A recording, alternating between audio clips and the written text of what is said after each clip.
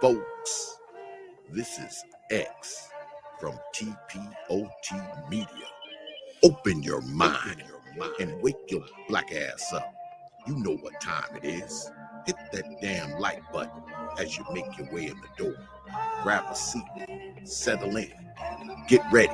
It's the Grown Man Hour with your host, my man, Bernard Riley.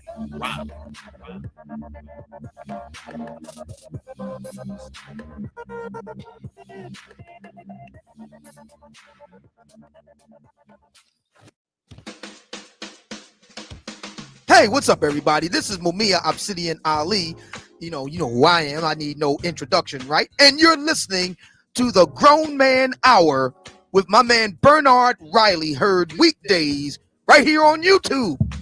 What do you think about that? How about that? Now let's get back on with the show. Thank you. What's up, good people?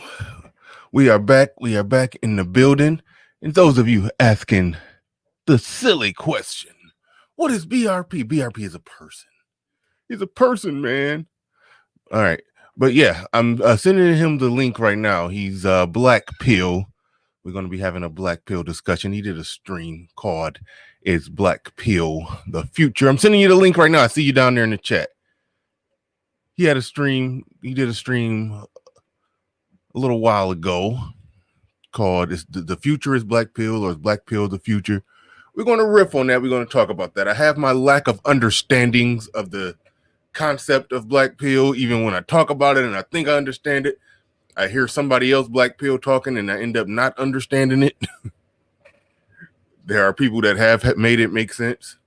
But we're going to be exploring that conversation. A lot of times when Black Pill people, when they get to talking, they're talking about it from what everybody would determine to be a defeated perspective. But when I had BPJ on, he said he was 6'7" and played college basketball, and you know. So I was like, "But you're Black Pill." But you can be Black Pill in that perspective if you're talking about it from the BGS perspective, just being like he's an amoral pragmatist, and it makes sense from that perspective. I understand what BGS is talking about. But when people are talking about it from that incel perspective, that's another type of discussion. So we're going to hash all of that out. So bear with me right now. I'm sending him the link right now as we speak. Sending him the link right now as we speak. And this was a sort of on the fly show.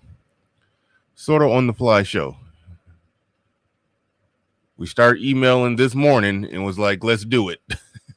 That's pretty much how this show came to be, on the fly. Al Boogie says, incel ain't Black Pill, but there are incels that are Black Pill. There are Black Pill people that are incels. There's a correlation, but being Black Pill does not mean that you're an incel. See, people are already saying, look, check it out. People are already saying BPJ, Black Pill J ain't Black Pill. Most of these YouTube niggas ain't Black Pill. They blue pill raging. Okay. We're going to get down to the bottom of some of that. So let's have the discussion. Incel ain't Black Pill. You can be a blue pill incel. Yes. That's one of the things that we're going to get into. I believe that Black Pill can give somebody who's an incel, who's blue pill raging, Black Pill could give them something to cling on to be strong about it. Is all of that is all of those are possibilities. All of those are things that will be on the table and will be discussed. The Hood Conservative says truth is a Black Pill. Mm-hmm. So we're gonna get into it. I just sent you the link, B.R.P.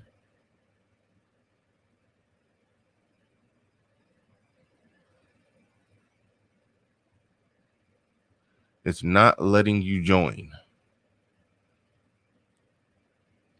What if I put the link right in the chat? How about that?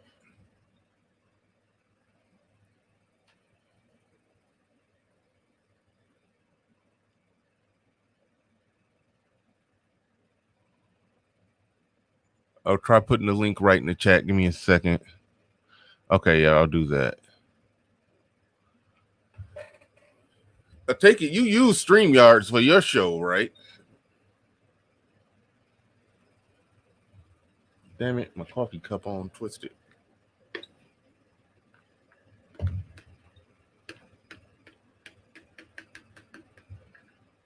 Hit that like button on the way in, fellas. Hit that like button on the way in.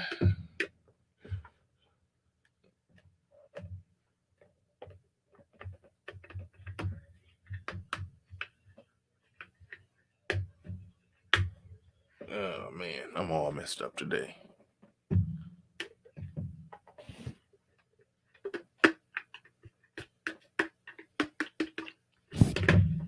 Here we go.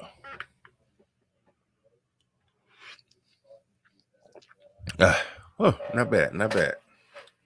Not bad mega mix I got going on today. Misogyny war. You know that's a troll move, right? Go ahead and unmute Misogyny war. You know that's a troll move what you're doing right now, right?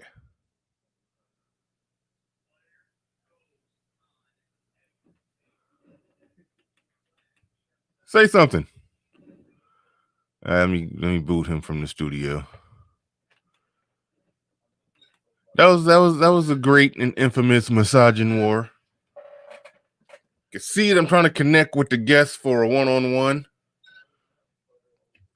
The link was put in the chat for the guest. He just gonna take the link.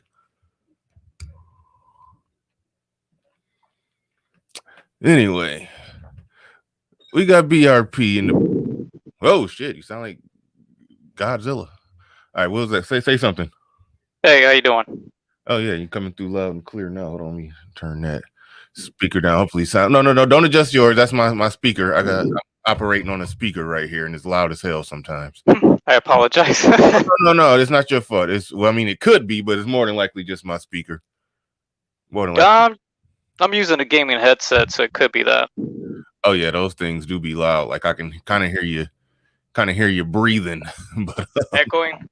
No echo. No, you sound good.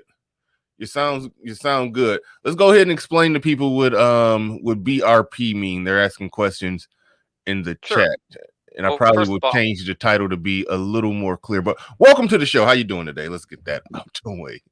Well, first of all, I'm doing okay. Just want to say I appreciate you and the time to actually let me come on here. I'm really grateful for that, and I'm very humble for it. I want to appreciate you for that very first thing. No problem. So basically, my former name used to be called Black and Red Pill Philosophy. So basically, it's kind of like the yin and yang. Red pill meaning the things you can still fix, and obviously black pill things you can't fix. So you kind of have to balance both of them out. Now, is that the universally accepted definition or distinction between black pill and red pill? For the most part, yeah. Like when you see red pill channels and content creators, they'll tell you, okay, these are the things that now you know the truth of. But the problem with some of the guys in the red pill community is that they don't think there's like another level to it. Like, okay, yes, a guy who is like, one of the first black pills you'll see, and I'm just gonna tell you, I was gonna ask you, but I would rather just tell you, would be like, if you ask me, and they want to call it blue pill raging, but it's not. It's legitimate for them to say that, but it really isn't once you dwell into that black pill. So, in accordance to what hypergamy is, what's like the most of the women that you see out. You said the blue pill isn't raging. I mean, you could be blue pill and be happy as a Yeah, clam. yeah, of course, yeah, But absolutely. you But they call also it. Go ahead. no. I think the whole blue pill raging thing. I can agree that it's kind of an insult. I think a blue pill person. More or less is. I don't know. I mean, I guess you could be happy in the delusion and you could be angry in the delusion. But if you're angry, I feel like you're not deluding yourself at that point. If Correct. you're angry by the truth. So sometimes the blue pill rage is sort of a jab at the person who's Trying to red red pill pill you. raging, but will go back to blue pill simping if he just get a shoulder massage. Exactly. That's sort You of the nailed it. jab. That's sort of the jab they throw at them. But I don't know if blue pill raging across the board is the right thing. Well, a blue to pill say. rage could be considered kind of like the white knights that you tell them, hey, look, you white knight for women, they don't really like that. They're just using you for that sense, and then eventually she's gonna talk down on you. That's happened to me. It's happened to other guys, and when you get that, that's when you get the first blue pill rage. It's like, no, that's not true. Women can't be horrible like that. But obviously, reality will show you that some of them will, not all of them, but definitely some, and I've experienced that. So, and I'm not trying to here to, make anybody feel sorry for me, any of that. I'm just, telling you what I've experienced, and the evidence doesn't lie. I got a lot of, female friends, regardless of what other people might think. And, I kind of ask them, I'm like, hey, what do you think of, white knights? And they're like, yeah, straight up. They don't like that. They don't, they want to feel that they can, they can hold their own way. They can defend themselves. They don't want a guy that's continuously defending them, especially like on exaggeration levels. So, One question I got to ask you. sure, absolutely. What the hell is LMS? LMS, looks, money, status. Ah, okay. Because there's some guy named Face in LMS or something like that. I ran into his channel. Somebody a channel that I watch on here interviewed him, but I never could figure out what LMS is, looks, money, status. But so what? That's pretty much a red pill. Like, again, some of the thing, and even I don't agree with everything that he says, but I agree with at least when he's talking about black pilled content. And I don't know if you mind me calling out, not in a bad way, but some content creators. Oh, you can name names. I'm not gonna let you full blown disrespect anybody, but you can name a name. Yeah, of course. Well, MD is definitely on point when he's talking about. He's a very good black pill content creator, if not the best, because he's not afraid to tell you the truth. Basically, that's what we call the black pill truth. Now, I'm not entirely black pilled, because if you really think about it, why are they called pills? Why are they referenced as pills? Well, because it's a pharmaceutical term, right? You take this pill and it has a certain side effect, right? So every guy has a different side effect. If you take the blue pill, you have this side effect. You take the red pill, you have this side effect. Yet you take the black pill, this is definitely the side effect that's going to come with it. Does that make any sense? Yeah, I guess I understand that. I understand that to some degree. I never look at the pill thing as in you're actually taking a pill. It's right.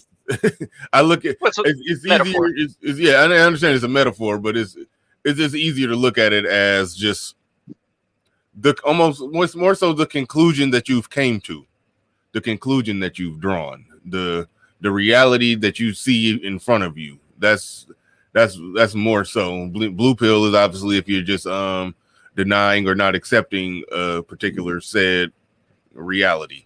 Exactly. Correct. Yes, sir.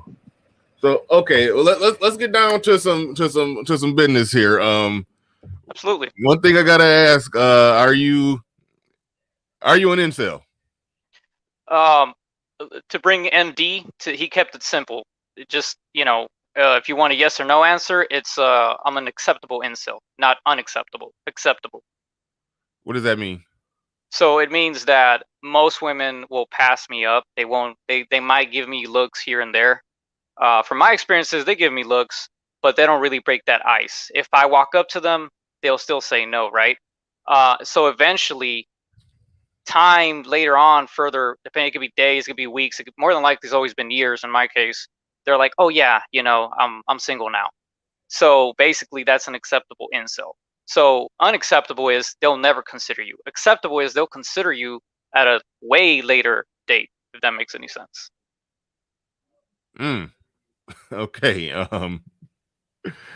You said something. You said something interesting. You said they'll never walk up to you.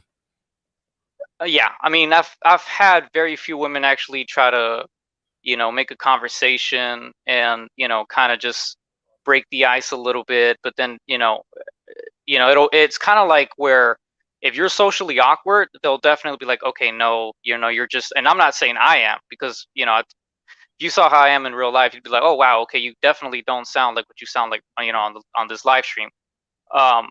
You saying you But were socially awkward in real life? no, no, no, no, no. I'm definitely. I guess I sound more socially awkward to some people because I've been told that on my live streams. But I know I'm not. Like, you can ask my own parents; they know I'm not. And then I might be a little bit nervous because I'm excited, to be on a big channel like yours. So excuse my nervousness if it gets in the way. Oh, don't be nervous. Just excited. But no, I found it interesting that you said that they won't walk up to you. Like, I did okay with the ladies. I've talked about some of my for lack of a better word, accomplishments with the ladies, and I did okay. I did pretty good when I was out there, and women coming up to me, shooting a shot at me, that wasn't a thing. Like, that's literally not a thing. Like, for most guys, like bare minimum would I've got shout out Dark Knight Mentality, says Bernard, ain't nobody, don't be noticed. Yeah, man, I ain't that big, man. I ain't that big.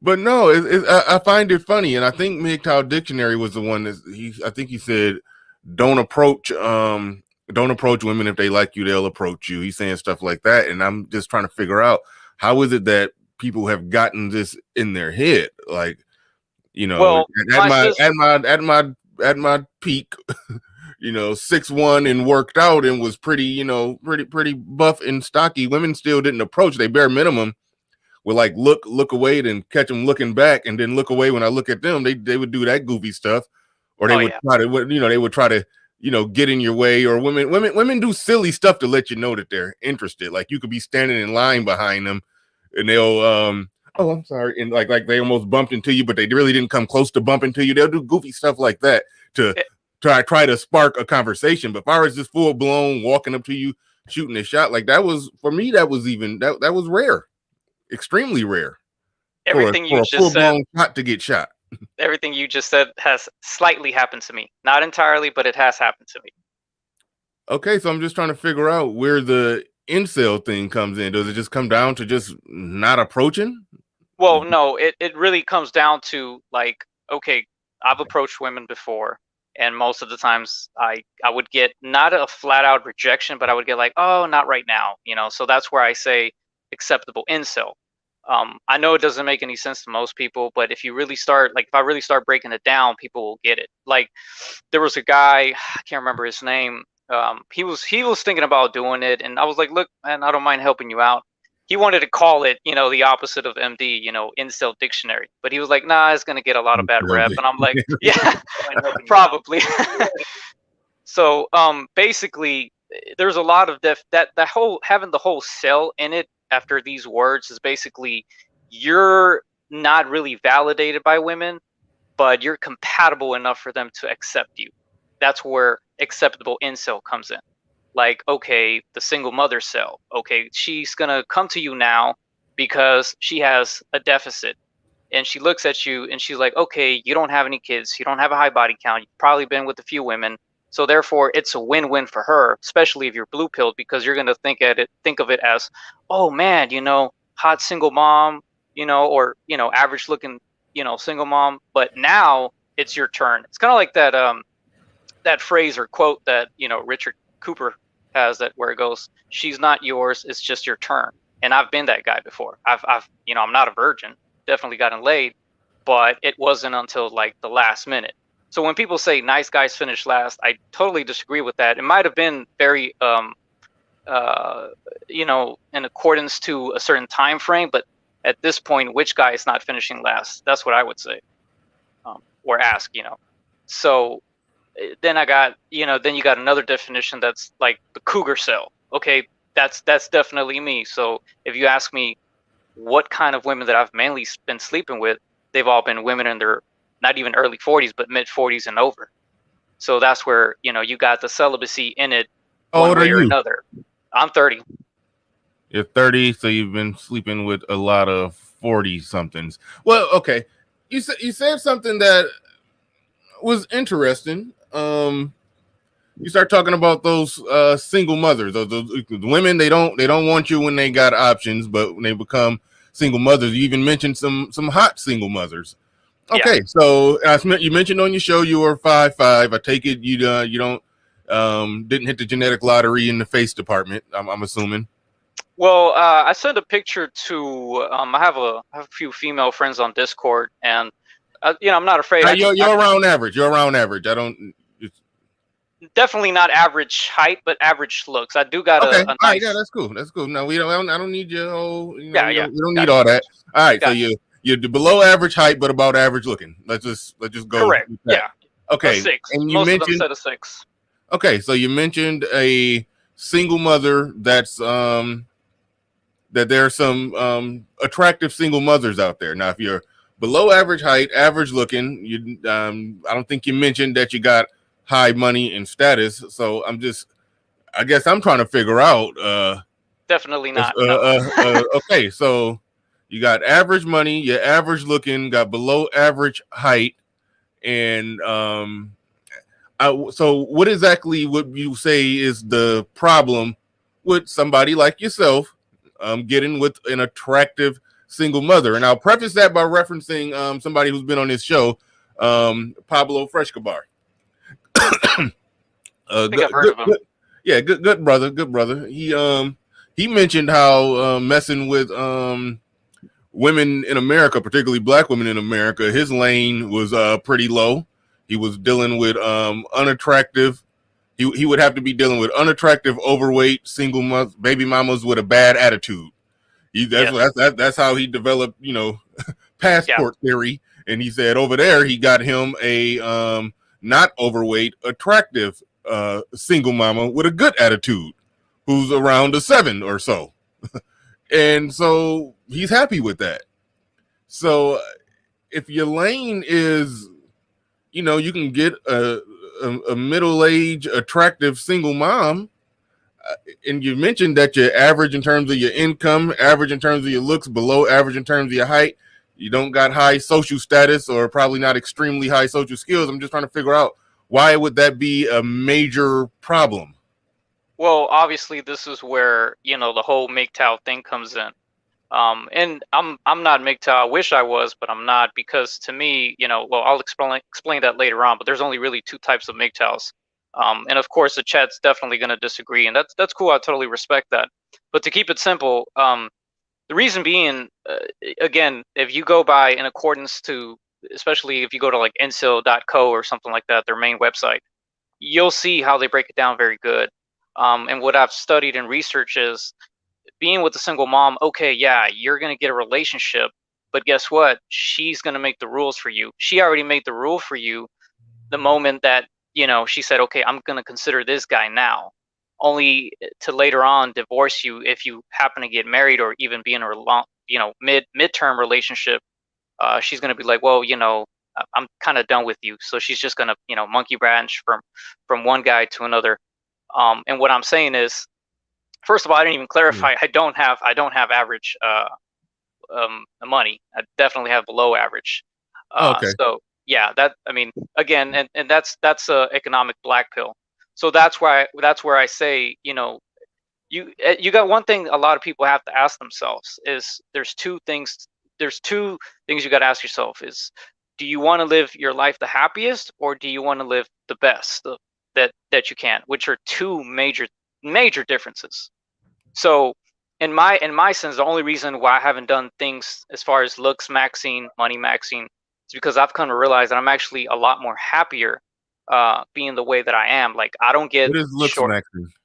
Looksmaxxing is basically a guy who, let's say you got acne, okay, you take care of that. You start putting creams and lotions or stuff like that. They're gonna, take away the pimples. If you got greasy skin or ashy skin, you're gonna do, use products that are gonna make you look better. You brush your teeth. My sister works in the dentistry, and she says people have no idea how important it is to brush your teeth after. You're supposed to actually do it after every meal, right? And the moment that you don't, bacteria starts growing in. And that's how people start getting, gingivitis, which leads to second stage of gingivitis is periodontitis, which is really bad. So Looksmaxxing would be taking care of your personal hygiene. Cut your hair, try to make yourself look as best as you can. Eat right. Definitely a lot of people, including me, don't eat healthy. I've done it before. 6 months was the longest I went, and all it took was a Coke, and I went downhill quick. So Yeah, no, that's a hard thing. I'm somebody who, like I said, I used to be in real good shape, and then I fell off, and I got completely out of shape. Well, actually, the out of shape that I got to was the size that is where I'm at now. I got real bad out of shape, and then I lost like 35 pounds, got back in shape, and it's hard. It is legitimately hard. It take a lot of hard work, especially with the eating. I do understand how that one could be difficult, but everything else you said, it sounded like you basically said get a haircut, brush your teeth, and wash your ass. All of that sounds very normal to me, man. I'm sorry. Yeah, no, Understand struggling with the diet. I like hamburgers and French fries. It's tough. It's tough. well, that's what I'm saying. Because if you I think this was an old study back in 2014. I don't know how true it is now. It might have changed, but I could be completely wrong. But from what I read in that study, I think the website was called I think it was Psychology Today, if I'm not mistaken. They were basically saying men eat a lot more unhealthier than women do, especially if you crave certain things, and that food is actually going to affect the way that you look in the long run. It's not going to affect you right away, but it definitely will. It'll lead to other things. So when you're talking about looks and stuff like that, it plays a big role. Your diet plays a big role into it. You see what I'm saying? And some guys, they're just too black pilled to change that. They just say, well, you know what?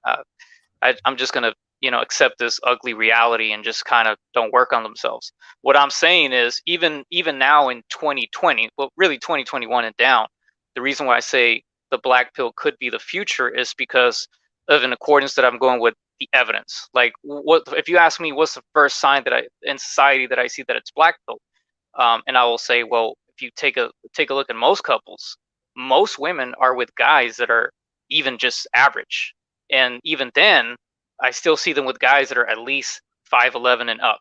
And I've actually talked to people, and as strange as it might sound, I don't mean to sound like a creep or anything, but when I get to know them a little bit more, I ask the guy, like, hey, how tall are you, man? He's like, oh, 5'11", 5'11" and a half. And the chick's always at least anywhere between 5 foot nothing to 5'5" and up, but never, I mean, rarely every now and then I'll see a guy who's at least 5'11" with a woman who's 5'11". So that's the first black pill that I see. No, that's not a black pill. There's almost the average woman is around 5'4". Right. And of course, a 5'11" woman is pretty much the equivalent of a 6'8" guy. if you put them in extreme levels like that, I guess. But I mean, that's to me, again, being 5'5", that's the first black pill I see. Is most women, the Darius M made a good a video about that, where he said 3 things that women notice the most. And if you're a guy and you don't stand out, me being below average, then what? Again, that's the first sign of it. Seldom. Height plays a big role. That's what MD calls the height pill, and it's no joke. It's definitely true. Now, I'm not hating them for that, but it is a reason where you can say you're an incel. And the women that I've approached in the past, not so much recently, but they've always said, yeah, you're cute, but you're short. They never said I was too short. They just said I was short. And it's Yeah, been like that for the past 8 years at least. I do understand if you're lacking the height, you gotta compensate somewhere else. That much is true. So I don't think height alone puts you out of the game. There's a lot of people in the chat right now saying they do fine with the ladies in there 5'7", 5'8". I mean, so it doesn't put you out of the game, but it does change things. But I mean, I know you. I'm not going to bore you with telling you a story of the 5'7" guy I know who just Oh, was I saw killing it. Yeah, I with love the your ladies. live streams. Yeah, no, I definitely saw the whole live stream with Yeah. MD and Black Pill J. They were awesome. All right. So yeah, One thing I want to circle back to when you said sure. something about the single moms, like if you end up getting with the single mom, she's going to dictate things to you. Like, Oh yeah, I don't understand why you say that. I mean, you can call your shots and she either accept it or she don't. You can correct.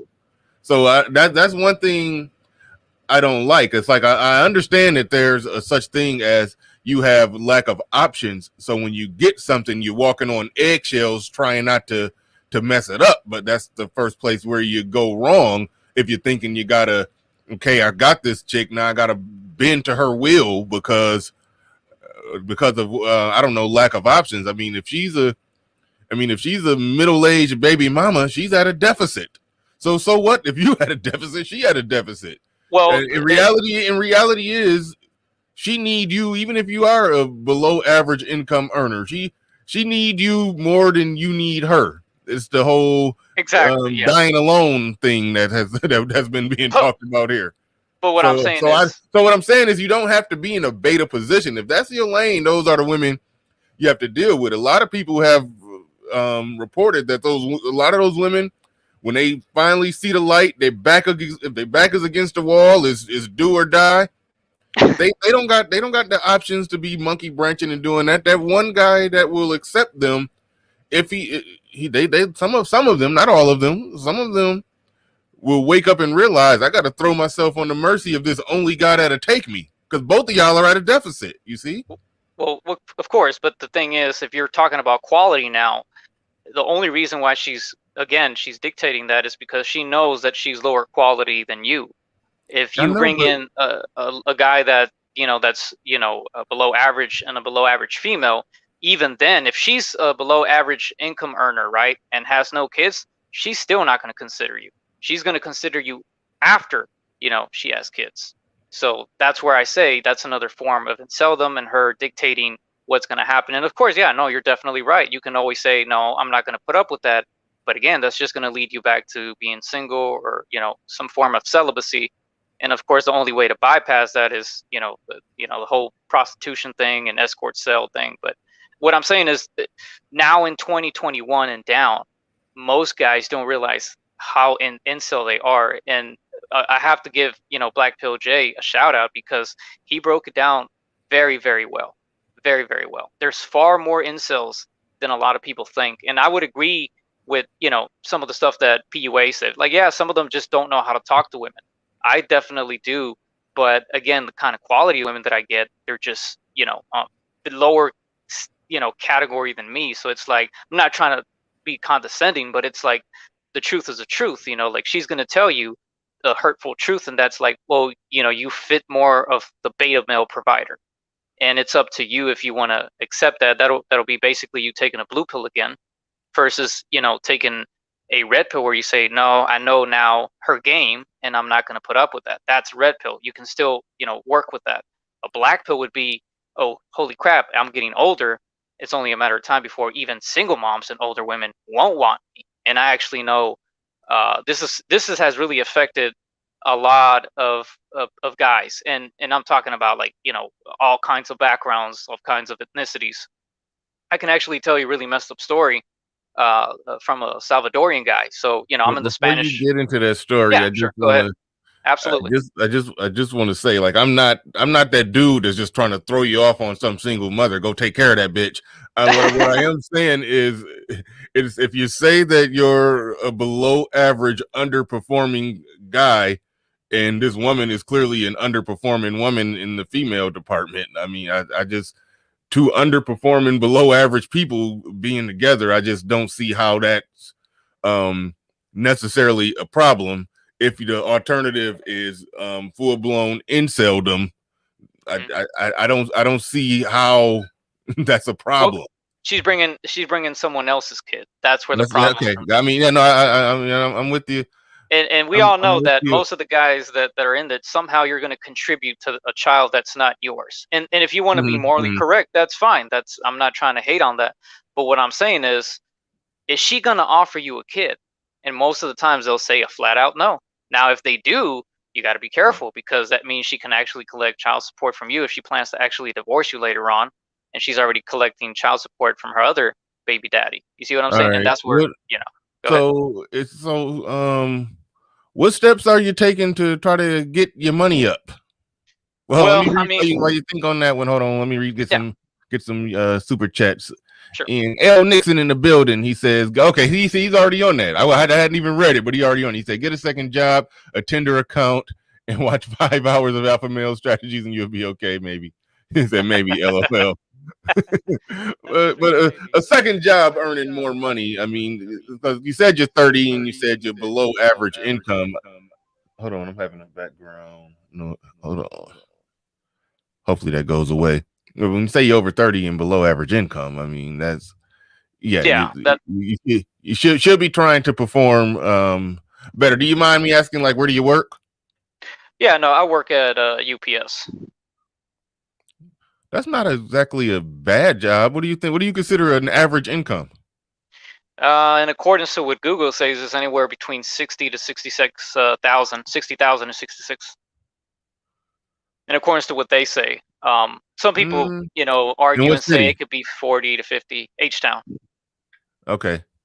Yeah, I don't. I'm assuming bigger cities have different numbers or whatever. But I know Oh yeah. UPS.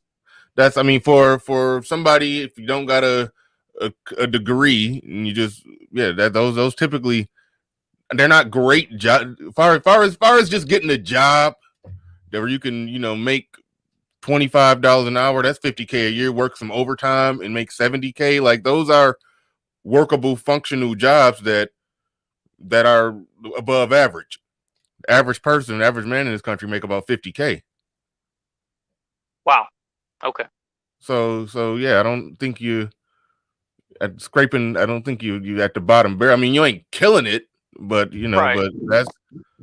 but no, I I mean, don't think. I'm still subpar, but I'm not saying I'm feeling sorry for myself. I'm just saying that from what I'm seeing based on the evidence, and MD definitely covers that very, very well, and so many other content creators, is that money can be an equalizer, but basically you're becoming a beta bucks. That's where we talk about that a lot in the red pill sphere or the black pill sphere. Anything you can think of that involves just money, then most women are just considering you as a beta bucks, and that's another black pill, or another hard pill to swallow. And that's where I say, if you only knew how many guys are actually living that way, um, there's a lot of them. But they're happy. Okay, I've talked to them, and they're but that's hold on. If a woman is with a guy just because of how he looks, like, what's the difference? Who cares why she's there? She's there. If you well, are you getting what you want from her? no, for the most part, no, not really. Okay, then why not? Well, because you got to bring in a lot of details. I mean, it's just not black and white. There's so many details into it. If you're talking about solutions, there's really no solutions. There's just trade-off. It's she's offering you this, and you're offering that. So whatever that may be is what it's up to her if she's going to take it or leave it. And that's where I say a lot of guys are more black pilled than the majority of people don't really know what's going on. And a reliable source, if you really want to look it up, is a guy named Alex, goes by First as well. He has his own YouTube channel called Incelmatics. Highly recommend you should watch that, especially when he had the interview with Sandman. I don't know if you know who Sandman is. I'm pretty Yeah, sure you might be familiar. yeah, of course. So Sandman came out and interviewed Incelmatics, and you won't believe the amazing evidence that Insomatics has. It's like he actually did his research, and there was a study where he wanted to know, like, where are the women really hanging out, right? And I don't mean to deviate from one conversation to another, but the study shows that it's like a very, very small amount of women are actually in the dating market. There's far more guys in the dating market than women are. This is why you have so many guys that are, thirsty or desperate or, whatever you want to call it. So that's one thing. And they're mainly hanging out on Instagram and obviously Twitter and, anywhere they can make money. So that's if you can see the evidence even here on YouTube. If you take a look at I don't know if you know what ASMR videos are. Have you ever looked those up? ASMR, no. Okay, so basically, it's females come out on there, and most of them are sexualizing themselves. Of course, not showing anything inappropriate, but they do show a lot of what they call cleavage, or a lot of skin, and it's all just to get money off the viewers. If they get a certain amount of subscribers or views, then they're going to make money off of YouTube. And on top of that, they got their OnlyFans, Twitter, Instagram, and then Why? I don't see why. I mean, that creates incels in a way. I'm not convinced that that's what's creating incels. That's one form, but that's not the main source. Yeah, well, hold on real quick. JR in the building with a super chat. He says, question for B.R.P. says, are you a content creator? I can answer that one. Yes. Friend of our bud. Friend of our bud. Oh, I think no, he's a content creator. Random guy wanted to interview. What's your background, please? Summary, books. I guess you can answer that if you found a question in there. Yeah, he's asking the last sentence. Oh, he's saying he's a man, assert what you're good at and let the women find you.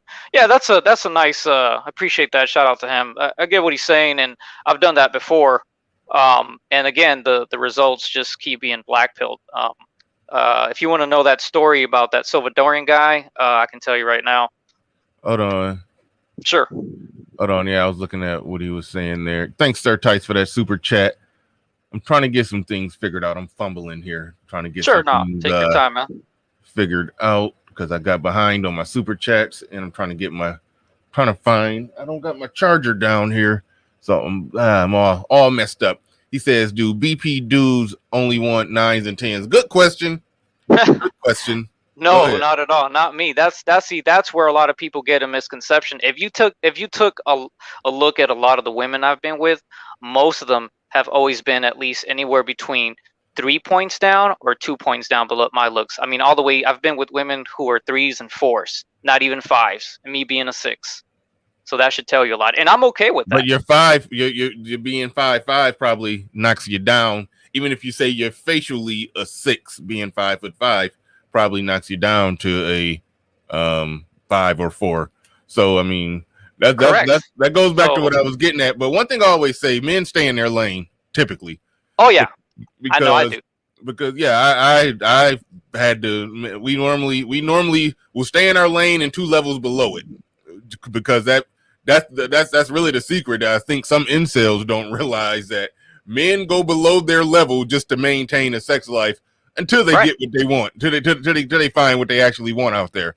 But so I couldn't agree more. And the thing, if I may interject, previous to what he said, what you just said, you just gave a black pill right there. If I'm a 6 in the face and I'm 5'5" in my height, if that brings me down 2 or 3 points down, then basically that's a black pill. You see, you just gave a black pill right there.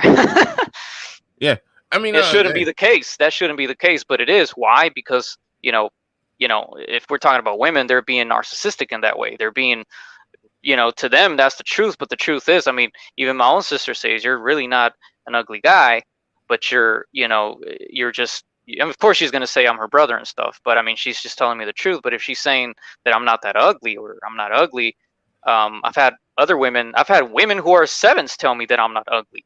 So I'm like, okay, so what's going on? And I kind of just dive in there. And most of the times, one thing I will say is women are only going to give you 2 pills, blue and black.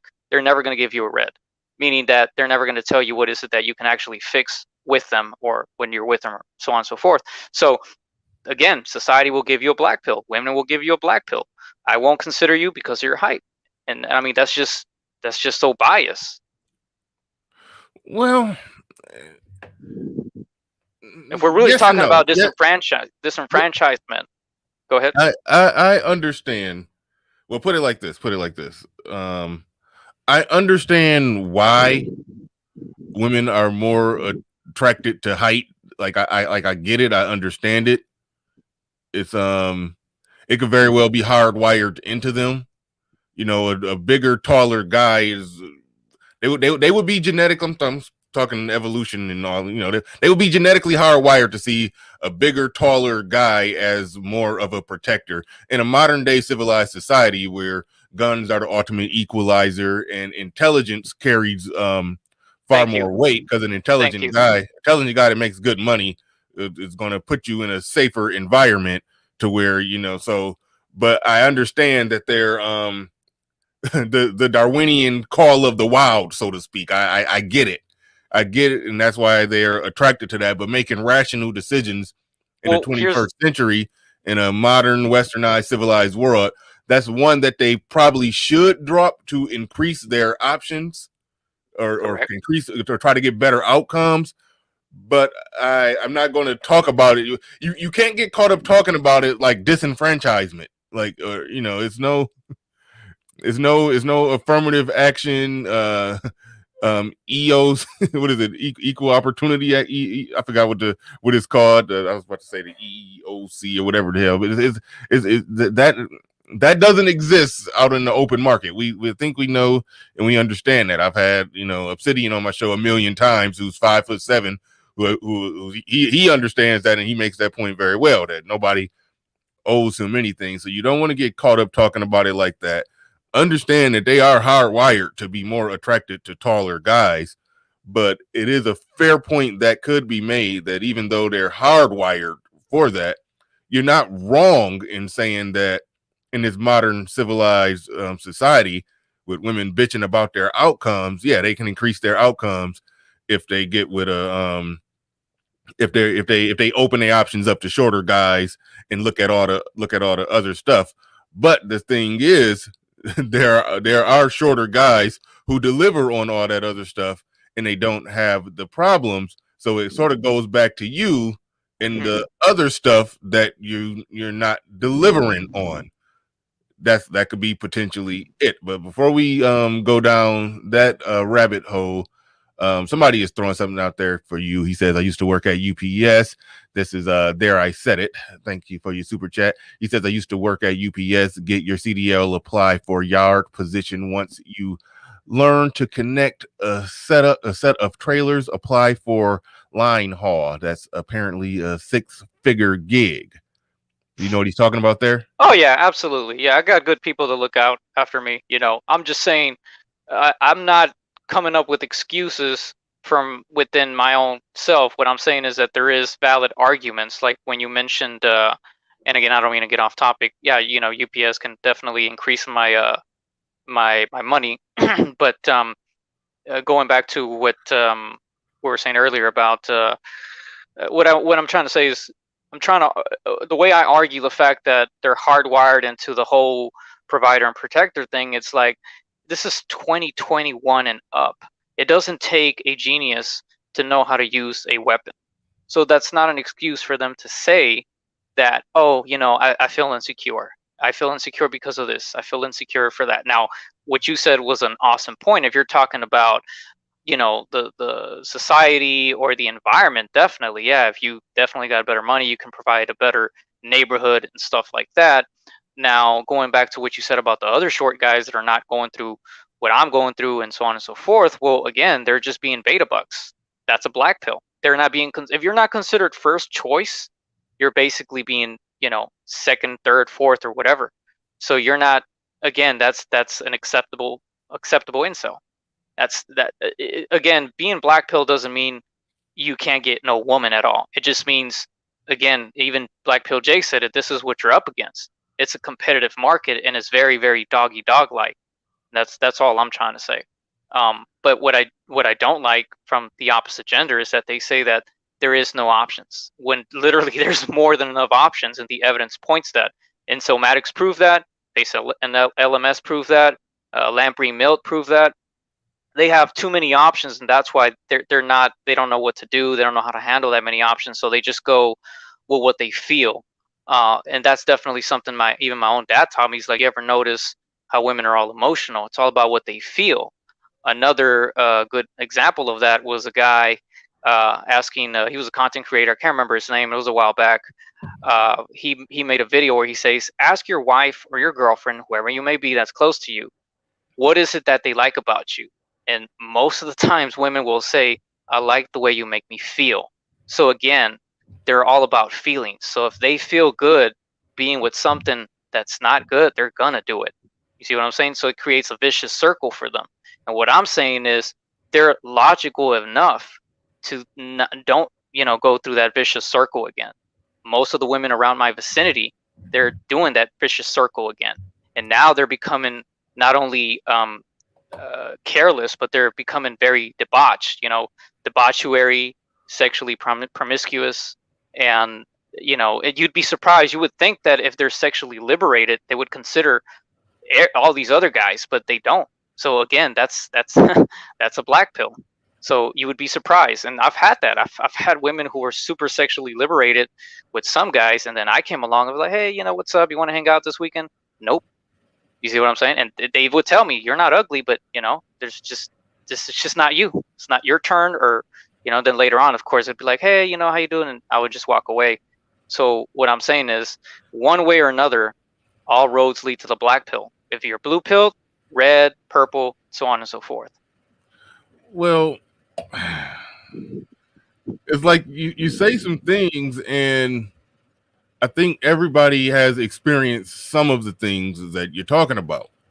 Like, there were some women that I've messed with that I knew was getting it in, but she wasn't trying to get it in with me. She was trying to put on her good girl act and fake it till she make it. Like, she showed up to me with the fig leaf and chastity belt on. Like, I'm like, no, I know about you. Like, but whatever, But I've had some women that did make it easy for me, and they were playing that bullshit game on some other guy. So it's more fluctuations in it. But I do understand that you may be the guy who's always the one that they never want to be with, unless it's they don't want to be with you unless it's a full blown relationship. They're not just going to hop in bed with you. I get that. Again, she's dictating. Well, women always dictate who they're going to have sex with. You can't get around that one. Right, that's what I'm saying. So it just proves that the future is black pilled. There's more and more guys becoming black pilled. Not necessarily incel. Or if you want to bring incel into it, there's acceptable and unacceptable. And I'm sorry, I don't mean to be confusing. Oh no, I understand. I want to circle back to the beta buck thing. Okay, listen, I understand why that's a problem. I feel like you a lot of the time you try to use that.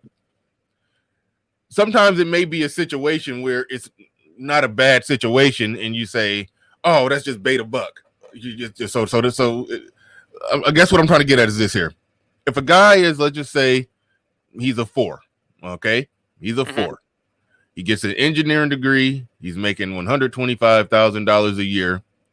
That woman who's a 6, and for those that don't understand, a 6 is above average, an above average looking woman, which so a 6 ain't bad. So if that 6 who can no doubt get casual sex from guys who are 7s and 8s, but you can't get commitment from them. But if she understands that she can get commitment from that 4 with an engineering degree, do you think that's a bad deal for him? Or do you say, nope, he's a beta buck, not her first choice, because she can get dick from an 8?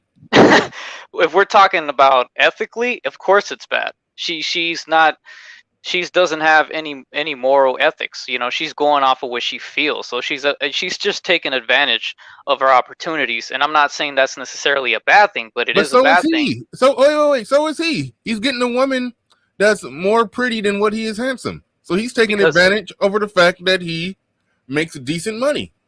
Exactly, because he's going to be paying for it a lot more, not directly. Remember, she's not a direct, HOE, but she's indirect. So in the long run, he's going to pay for a lot of things, a house, this and that and the other. And if he's okay with that, That's fine, but what I'm saying is it doesn't change the fact that he's actually black-pilled in denial.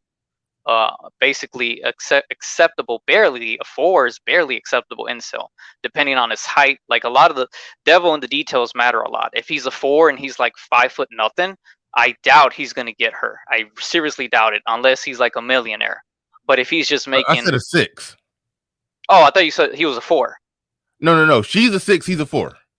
Well, yeah, even then, I mean, if he's 5 foot nothing and she's a 6, Oh, remember? no. Okay, we not. I think maybe 2% of guys are 5 feet even. So let's just give them 5'6". There's a couple of guys I know that are 5 foot nothing and 4'11". So yeah, 5'6" is I guess you could say, I don't know, somewhat average maybe, or I mean it's still No, below average. 5'10" is, I think 5'10" or 5'9" is around what's Yeah, average. So Correct. I'm just saying his overall totality of his physical appearance is a 4, but he makes good money, and that made him more attractive to that 6. You're saying that he's getting a bad deal by dealing with that 6. Now, I understand if you want to go for marriage laws, don't get married. I understand that part. I'm not saying that. It just this is what I'm trying to tease out. This is what I'm getting at. It sounds as if y'all are saying, unless you can get casual sex from at least a 7 or up, or maybe even a 6 or up, unless you can get casual sex from a 6 or up, you're with little to no investment, then you're in a bad position, and you should just remove yourself from the game. That's entirely up to the person, but I would say yes. Me personally, I would say yes. But the reason why that's never going to happen is because we're biologically hardwired into liking anything that we want. Like men, you'll see men's standards. Women will tell you that men don't have standards. Why is that? Because you'll see a guy like me who's a 6 with a woman who's a 3 in the face. Well, no, you already said you're 4 because your height knocks you down to a 4. I didn't say that. I didn't say that. That's what we said, that women see it as that way. So that's where you see that women are super shallow, and that creates incels. So again, the future is becoming more black-pilled or inceldom, because if a guy who's a 6 in the face, if his height brings him down that low, most women are going to pass him up. So he has to actually date even lower than what he's actually supposed to. Again, I'm evidence of that. But here's the way, like I'll have some guys, I don't get hurt when people criticize me. I let people speak freely, of course, unless they're not, keep on bashing me. Eventually, of course, I'm going to stand up for myself. But some guys would be like, there was a coworker of mine I actually dated. She had a 3 in the face, but she had a really nice body. She was like athletically built, black woman, because I like black women a lot. So they would ask me, like, what did you find attractive in her? I said, well, first of all, she's tall. I like tall women, which puts me also at a deficit, but she had a nice body. And they're like, you know what? They took a look at her. They're like, damn, dude, you're right. And I asked them, what did I just prove y'all? And they're like, yeah, you're right. Men are way less shallow than women are. You see what I'm saying? So men are always going to find men are far less shallow. That much is true. We're always going to find an angle, even if we don't try to find it.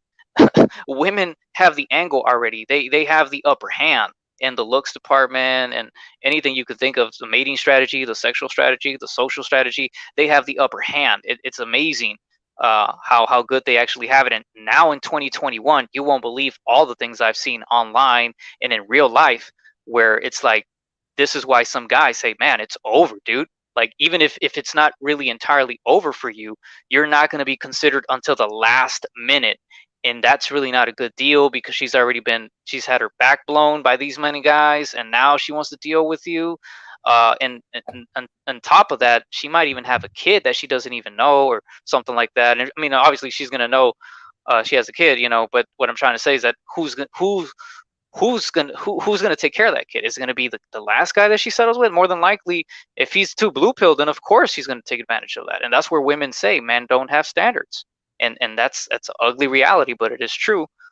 Now if that guy finds happiness in that, well, then that's on him, But it still doesn't change the fact that he's black pilled in denial.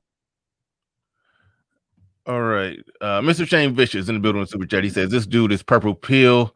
He's red pill aware, but his mentality is that of a disgruntled blue pillar. He's still focused on the females. We'll circle back to that. Women Brown says, Peace Bernard and guests and bros. A cool listen. Thank you for that, Wayman Brown. Appreciate it. I think I missed somebody's super chat. I'm trying to get back to it. Give me a second. See, I already read Shane Vicious. Who is this up here? Oh wait, that's Jay Stokes. He see. Okay, I'm glad I clicked on that.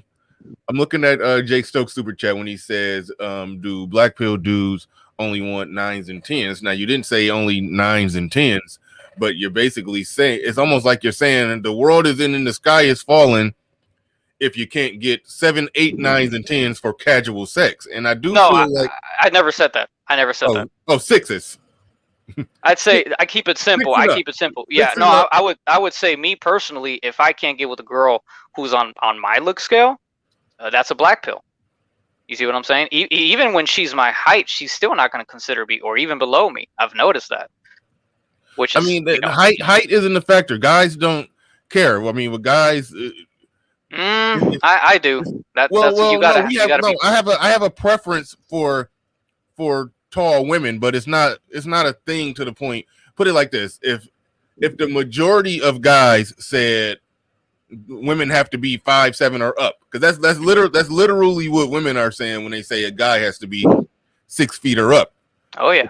So if all guys across the board were saying 5'7" or up, then height would be a problem for women. But seeing as there are some guys that like a little bitty 5'1" chick, it's with us, it's not our height requirements is not a problem for them, because our height requirements line up with the height ratios of women. Put it like that. But it does sound like, I mean, I'm just trying to make sure that all of this isn't just a matter of guys who are admitting to being average or below average looking,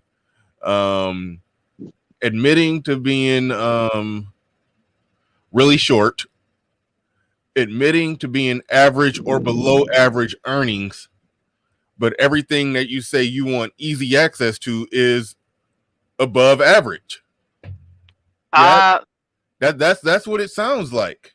I know that there's on my absolute best night, yes, I got easy access to a woman that was over an 8 on my absolute best night. The night I met her, we had sex. That was. But overall, that's not every night for me. Right. That's not every night for me. So I generally understand there's certain women that I don't have easy access to. When I was, in my best shape, I didn't have easy access to certain women. Definitely not just easy access to 9s and 10s. I've never been with a woman that most guys would just look at it and say, "Oh yeah, that's a dime." I've been with a woman. I've been with 8s, 8.5s, and right. And those were rare. So I understand where I'm at. There are certain things I don't just got easy access to.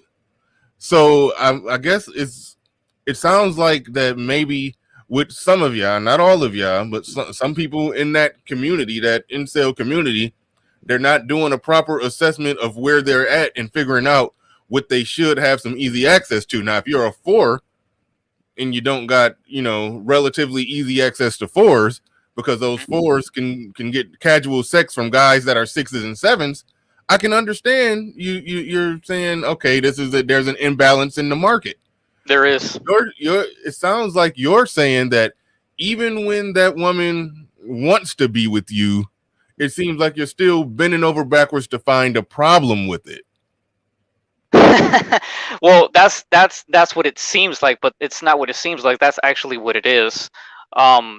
Again, if here's the thing, what I advise everybody, like I've already assessed myself. I don't have to, I've done it for years. The thing is, a lot of guys got to ask themselves, do you want monogamy or do you want promiscuity? That's really what you got to ask yourself. I've asked myself that. I want monogamy, but what I'm saying is that even that it's super hard to get. I'm not saying it's impossible, but what I'm saying, for what I want, the options that I get have too many deficits. But I'm not saying I pass my options. You see what I'm saying? So it's like, I never said I was a total incel. Again, I broke that down earlier. There's acceptable and unacceptable. So since I'm more acceptable, yeah, I was able to get with a woman who was 5'11", me being 5'5", but she was a 3 in the face. You see what I'm saying? I'm not complaining. What I'm saying is that she had already too many deficits. You know what she did? She Okay. going into the relationship, we were together for about a month. Everything was going good. Next thing I know, she's like, "Well, hey, I think she had 2 daughters or something like that. Yeah, 2 daughters." And she's like, "It's my daughter's birthday coming up. She's having a kid. There's a baby shower coming up." She's like, she You was said her daughter was having a kid? yeah, yeah. So she How was old was this chick? implying. Oh, the woman I was with, Yeah. 44, She's 44. How old were you? 28. Okay. Yeah, you. I'm telling Okay. you. I'm All right. telling you, my man. I'm telling you. So again, going back to what Mr. Shane Vicious, right? I think he said that was Hold his on. name. Oh, did she have another kid? Oh yeah, from 2 different dads. You see what I'm saying? Okay. So again, that's another form of inceldom, but it's acceptable. I'm acceptable. Why? Because I still have a job. She saw that even though I'm 5'5", I'm still a 6 in the face. So I'm not saying women are that shallow. They're shallow, but they become, as they get older, that's when they finally start becoming a little bit more, I guess you could say, less shallow, and in accordance to what they're really supposed to get or go for. That's all I'm saying. But those are all black pills, because if you think about it, some people will say, okay, you're red pilled aware, but it sounds like you're purple pilled. Well, why am I purple pilled? There's no way I'm purple pilled, because I don't live with these women. That's a purple pillar. A purple pillar is a guy who actually stays with a girlfriend or wife, and he knows the dangers that she can bring. I've been in situations like that before, but not with girlfriends, with other women that falsified things. But again, going back to purple pill, that's just a guy who lives and stays with a female. So there's no way I'm purple pilled. Definitely red pilled aware. I'm definitely more red pilled. Black pilled because of the options that are becoming it. As I get older, those options are actually running out. It's only a matter of time. And the only reason why I still get what I get is because I'm 30, right? But if you look at me, I actually look 20. So I have an advantage in that sense. I don't know what it's called. My mom told me the name of it, but that's something that happens with a lot of Hispanics. You end up, how they say black don't crack. It's very true, but it also applies to Latinos. So, if you took a look at my mom, she actually looks like she's 58 right now. She actually looks like she's 40. Same thing with my dad. He's actually 60, but he looks like he's 50. See what I'm saying? So thanks to that genetic, I'm actually still able to get basically scraps.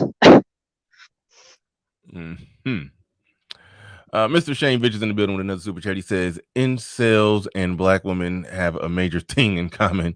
They both I love that guy for that. To punch above their weight class. Mr. Shane Vicious. Yeah, you count on him for those ones. Who else we got up in here on the super chat? Ian, I might open this up soon. I don't think you got a wrench. I always let people drop their link, even though I don't know if I want people to go to your channel and get all this doom and gloom, but I think I'm gonna let you go and drop your link in the chat. Drop your link in the chat.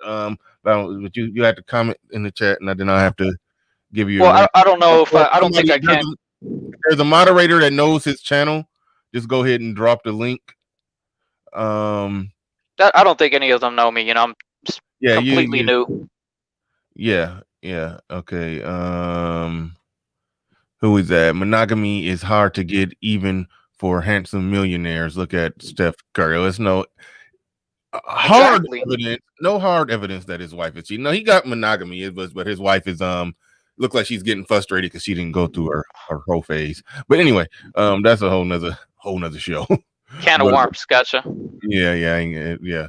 But no, I don't think monogamy is hard to get, but rather or not it will be stable and last. I found it interesting that you said that you do actually want a monogamous relationship, because I felt like that would be easier for somebody in to incel to get, because it sounded like at first that you were doing a lot of your gripes was coming from not being able to get easy casual sex, easy casual access to women that look a certain way. And when I thought you were going that route with it, that's why I'm asking all those probing questions. No, But absolutely not a I problem. do, yeah, I mean, I do believe somebody like yourself that actually wants a relationship, I believe is gettable. You mentioned that this 5'11" chick that you said was a 3 in the face, but she was 5'11" and had a nice body, but then you mentioned the age thing. You normally mess with them. Like, do you like these women over 40, or that's just what you're stuck with? Which the only thing you can get? Pretty much both. Okay, let's see. You like, yeah, okay, nah. You like them over 40. You like older chicks, but going and own it.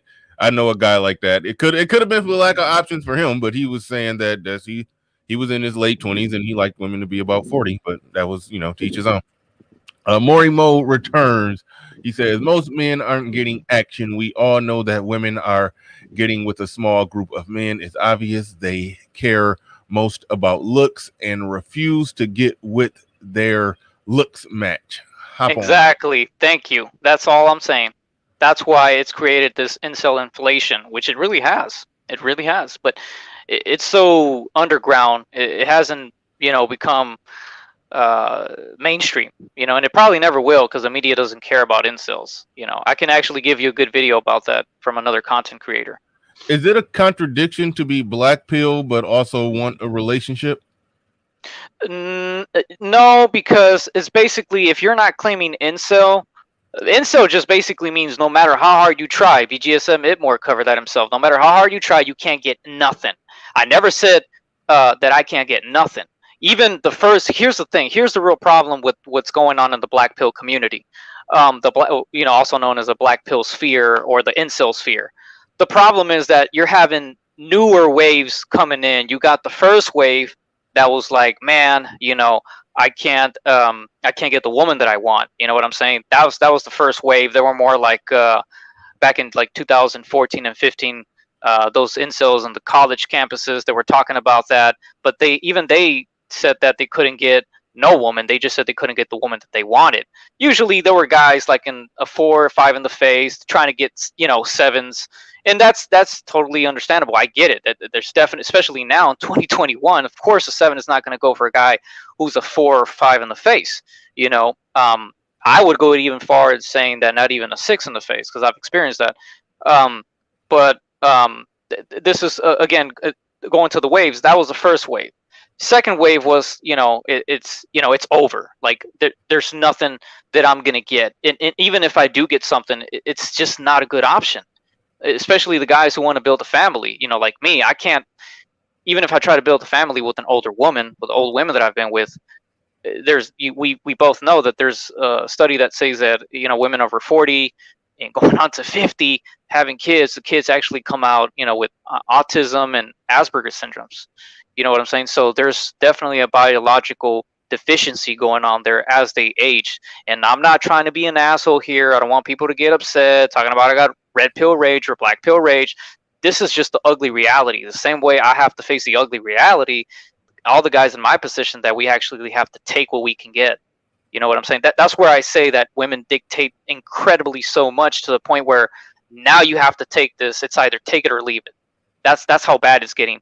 And that's where you got newer waves coming in of the black pill saying, well, I can still get some, but I don't want none because I want a 10 or a 9. And I've never said that. How prevalent is that? That's pretty prevalent. I mean, you already got guys fighting within each other. This is why the manosphere is so divided. You got too many factions, which is embarrassing, but at the same time, that's actually what makes up the manosphere. But you got a lot of guys fighting, saying you're not black pilled, you're purple pilled, or you're a fake red pilled, and then you're not black pilled, you're actually blue pilled in denial and stuff like that. So it's a very chaotic. No, I'm asking how prevalent is the black pill guys saying that they only want 9s and 10s? How prevalent is that? I don't know by now. I mean, there's an argument. I'm trying to stick to that to that question to answer it, but it's not that simple. It's like you got guys that are below average that want nothing but 10s and 9s, which I laugh at them and I say, dude, you are beyond an idiot to even say that. You should really humanize yourself and know where you rank. I guess I'm trying to get a, because there are people that have put out arguments that men are just as delusional as women, and I've been wanting to try to find some evidence of that, and it looked like you may potentially be at ground zero of where that evidence is located. But Right. So if you had to put a percentage on, I couldn't answer that. That's a really broad question. Me personally, again, I'm not the guy who, and like you said, I know how to stay in my lane. I don't even go for women who are 7s. I just go for women who are 6s and obviously below, because that's all I can get. But what I'm saying is, things are getting badder and badder and badder for men. That, I mean, I see it every day that I can't even get with my ranking level, right? Because you and me both agree that I may be a 6 in the face, but to women who are 6s, I'm actually a 4. So I'm basically 2 points down. Because of height. Because of Right, height. right. Yeah, height is a factor that you got to compensate for. So Right, that really, that's a black pill. No, well, I think it's black pill if you were average height and you're 6 and you couldn't get a 6, then that would be something that you could be like, that's black pill. But well, I mean, that's why, again, it could always be other reasons why, other things that you don't got going. I mean, put it like this. I hate to go this route with it, but there are shorter guys, and I've seen it, shorter guys with swag, whether they got swag, whether they work out, whether they just, they just got it going on, and they ain't got no, and they don't have no problems at all. There's that factor in the equation too. So it's kind of hard. I have seen that. I'm not going to deny that. Height. It's no, you have height as a deficit, and then what else? What have you done to try to to overcome it? Well, I mean, there's things I can do, but I haven't really done anything because, again, I answered that earlier. I said I've already figured out what is it that I want more. Do I want to live the happiest, or do I want to live my best? Living the best is really hard, and I'm not trying to make up excuses, but it's a lot more harder to get to live your best. And going back to what somebody said, that I should do this and should do that in my job. The black pill goes so far into even things that don't have to do absolutely nothing with women, like the fact that you're never going to make more money than what you should or what you like you could. That's a black pill, because there's certain things in the job environment that don't allow that to happen, and there's so many details into it. Like I'll give you one. You want to know that's something crazy about UPS? When you become a driver, you go from making let's say you're making 15, right? They start you off at 15. You start off at 15, you become a driver, they bump you up to 18 for a few months, and if you perform good, they actually bump you up to like 26. You see what I'm saying? Yeah. But here's the black pill. If you're driving those brown trucks and you get into an accident, regardless of it's your fault or their fault, you're automatically fired. Okay. That's a black pill. How's that a black pill? That's company policy. Because that's not going to allow you to expand yourself. You see what I'm saying? And then now you're back to square one. Trucks. It's almost like, no, that sounds like y'all have this preventism ideology that's going on there. It's just randomness that happens. Don't do that because don't get in the car, you can get in an accident. Don't do this because that could happen. I understand. You do got to weigh the odds with some things. I mean, there are some things that you shouldn't do because the probability of A, B, and C happening is so high that it's not worth it to do. But you can't do that with everything. Like, you can drive a UPS truck. Hell, if you work at UPS and you drive it and you make $26 an hour plus overtime, you can easily make $65,000-$70,000 a year, depending on how much overtime you're working. That's a good living, especially if you live in a relatively small town. That's a really good living. Yeah. And if 10 years in you get into an accident that wasn't your fault and you lose that job, okay, you still got your CDL. you can just go work somewhere else. Probably True. start out making the same thing. So that's another example of how. I don't know if you can start off making the same again, but maybe relatively Okay, close. you may have to take a little pay cut and work your way back up, but I mean that's life. That's adulthood. I get it, but that's not what I'm saying. What I'm saying is that a lot of there's things that there's just bad luck is what I'm saying, especially with the luck that I've had. There's things, and I'm not trying to make up excuses, but I'm saying that a good word you said was preventivism or something like that. You said Preventism or whatever. Yeah. So basically, you're just playing cautious. You do have to play cautious. You want me to give you another horrible black pill? I had an incident with a female there, right? She actually put her hands on me, and she shoved me, basically roughed me up, and I was like, wow, and I reported her. They did absolutely nothing about it. Reported to HR. They didn't do anything. I had a witness who saw what happened. He didn't say anything. He backed out. So, you know what I'm saying? There's things like that. If I would have, the reason why that happened was because I didn't do what we just talked about, preventism. I didn't. There was things I could have done to prevent that from happening, but I didn't. So I became confident, went out there, and boom, one problem happened. And all I'm saying is, again, I'm not trying to make up excuses, but I'm going by experiences. And you could justify it and say, well, that's just adulthood. But what I'm saying, well, how many adulthoods of those experiences do you have to get until you actually, back to square one? And there's a lot of guys that are going through that, especially in my job. All right. Infinity MFG says, can you really compare men and women tit for tat like that? Men have always been able to change rank with money, status, and humor. But I think that you would say that, oh, you change your rank with money, status, and humor. You just obeyed a buck. Well, I mean, that's not what I'm saying. That's what the evidence. The moment, again, in accordance to what MD says, very, very, very, very true. I have to be careful when I speak, because I don't want people to think this is what I'm saying. It's the evidence. Women, there's actually a website that you can go to. I can't freaking remember the name of it, but there's plenty of websites where women actually admit to beta bucksing, and it's usually the guy who makes a lot of money, who's basically the nice guy, he has good humor, and they're like, yeah, I was the women actually admitted it there. Another good website, I think it was askgirls.com or something like that, or sexandgirls.com.